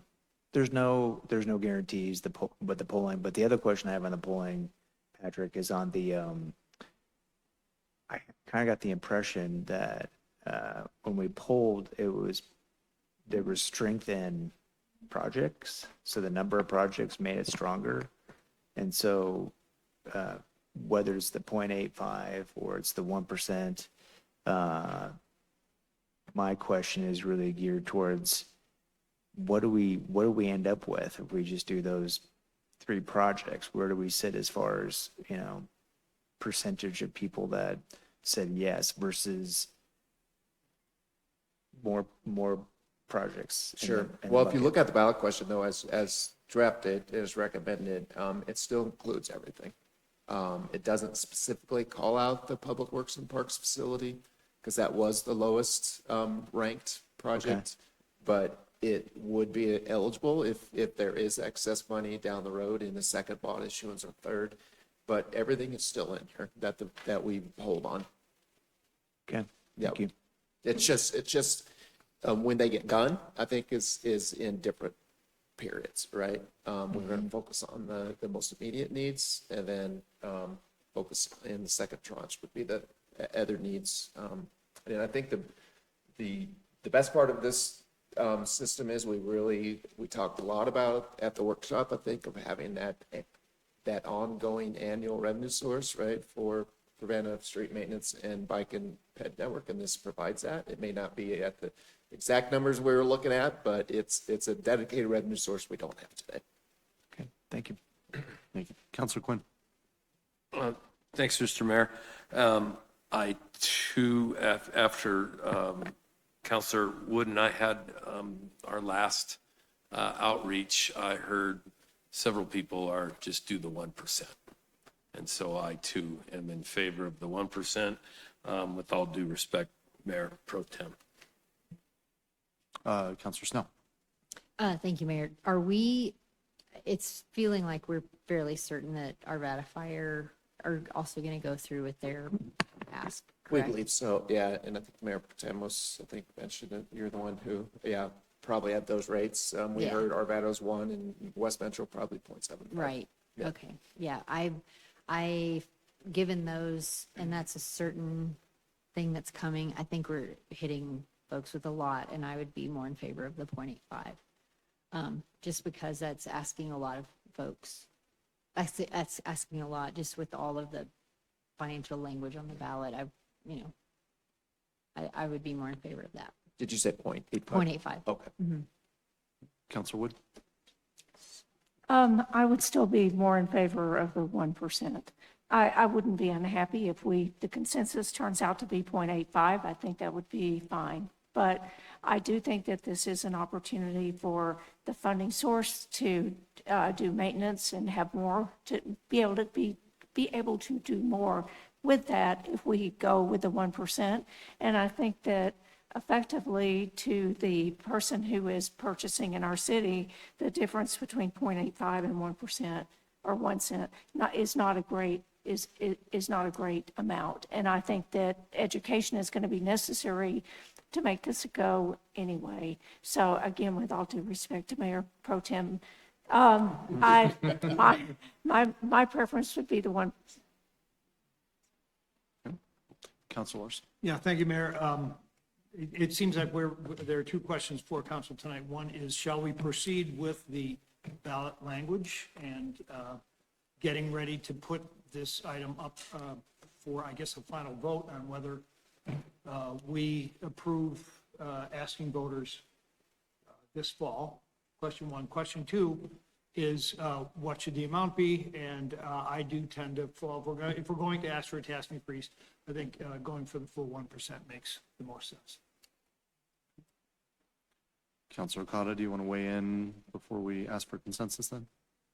I think if I'm mathing in my head correctly, I think we're leaning to 1% on that. I'd be happy with either, but since we're leaning 1%, I want to head that way too. Kathleen, I said was going to share maybe some information with you. Did she? She did not. Okay. I just wanted to leave that open in case she had some comments. Okay. Mayor Pro Tem. Since everyone's paying all due respect, which is not necessary. We all have our opinions here. Yeah, I'm thinking on the campaign side and that people are going to do the quick math. And it's, at the end of the day, what it costs them when they go to the grocery store. But it's easy to say yes to 1%. And then when you see it could be 1% plus 1%. I would feel totally different if the fire departments were going for a half cent. It's just, there is something psychological about about that math. And I think if we are matching Arvada's, but if we're slightly under Arvada, I think I'm just kind of in the nuances, and I'm not trying to convince anyone. I think we've got the consensus, but I think, you know, it's going to be, you know, a lot of education and outreach, because, you know, fire departments are well funded and are going to be really pushing theirs as well. And so I think we just have to really be prepared for encouragement of the polling that we have. But a lot of people who were really excited when we were talking about what those investments would look like, recognizing that the fire departments are, for the most part, outside of our community is where that decision is going to be made. So I think it's doable. At the end of the day, it is a little bit splitting hairs, and it does make a difference in what we can get done. But the math piece, when all of a sudden in District 4, it's adding up to 2% when they're looking at it. I'm less concerned about the West Metro, which is the majority of the city. So just sharing my thought process, I'm happy to go with the consensus here tonight. So. Any other discussion before we do that? Okay, seeing that, do we have a consensus to move forward with the ballot language as is and then move forward with a 1% sales tax? We do. Okay. Okay, thank you. We, like I said, we'll bring back a draft or an ordinance on August 10th for first reading. Thank you, Andrew. Yeah, thank you, Andrew, for hanging out all night. I know. I was going to say, you guys aren't tired of seeing me yet? You got to be tired of us, though, right? Yeah. Staff reports. Nothing else. Nothing tonight. Elected officials reports. Keep it brief. Councilor Snell. We just have office hours tomorrow morning for District 1 at Ann's Pie Cafe on West 29th Avenue from 9 to 11. Anybody else? Councilor Wood. The pool, excuse me, the pool party was great. Very well done. Councilor Larson. Thank you, Mayor. Very quickly, there was a ribbon cutting last week at the Family Tree for G Fiber. You've probably seen it all around neighborhoods around Wheat Ridge. The fiber is going into the ground. And I did have the good fortune on Saturday to attend the Central City Opera. I've never been to the Central City Opera before, but the feature that night was Ballad of Baby Doe. And it's kind of funny that we heard from our historical society about how all of those miners up in Leadville were getting fed by farmers in Wheat Ridge. So the historical context was perfect. Most enjoyable show. Those are some the people that sing at the opera. It's amazing. And then go to the Carnation Fest this weekend. Mayor Pro Tem. Fast, I would be remiss not to thank staff and Councilor Ohm for a really productive meeting with the Dover Street residents. This last Wednesday, we were able to reach not just a consensus, but an overwhelmingly strong consensus for each of the options that was presented to them. And we walked out of the room with people really thanking the city for listening to them and bringing forward a very, you know, it's going to be disruptive but workable solution. So that's been quite a process, and staff and Councilor Ohm and I have really worked with those residents, and it paid off last Wednesday. So just thank you for everyone who was part of that. Anybody else? All right, well, thank you to everybody who participated in Engage Wheat Ridge Month, and our last walk was very productive. The pool party was amazing. Thank you to Parks and Rec for letting us use the pool and doing a great job with that. And the disco ball, those were amazing too. We had a great ribbon cutting the other day for a 2-year anniversary at Lakeside Spine and Injury Center. So thank you to Dr. Allen for having us there, and for everybody who was at Prost last night. The Prost grand opening was today, but the soft opening was last night, and pretty fantastic food and drink and a fantastic facility. So get out and see it. And if you can find it by Wheat Ridge. We will be 1 week from today for our next meeting on August 10th. Thank you.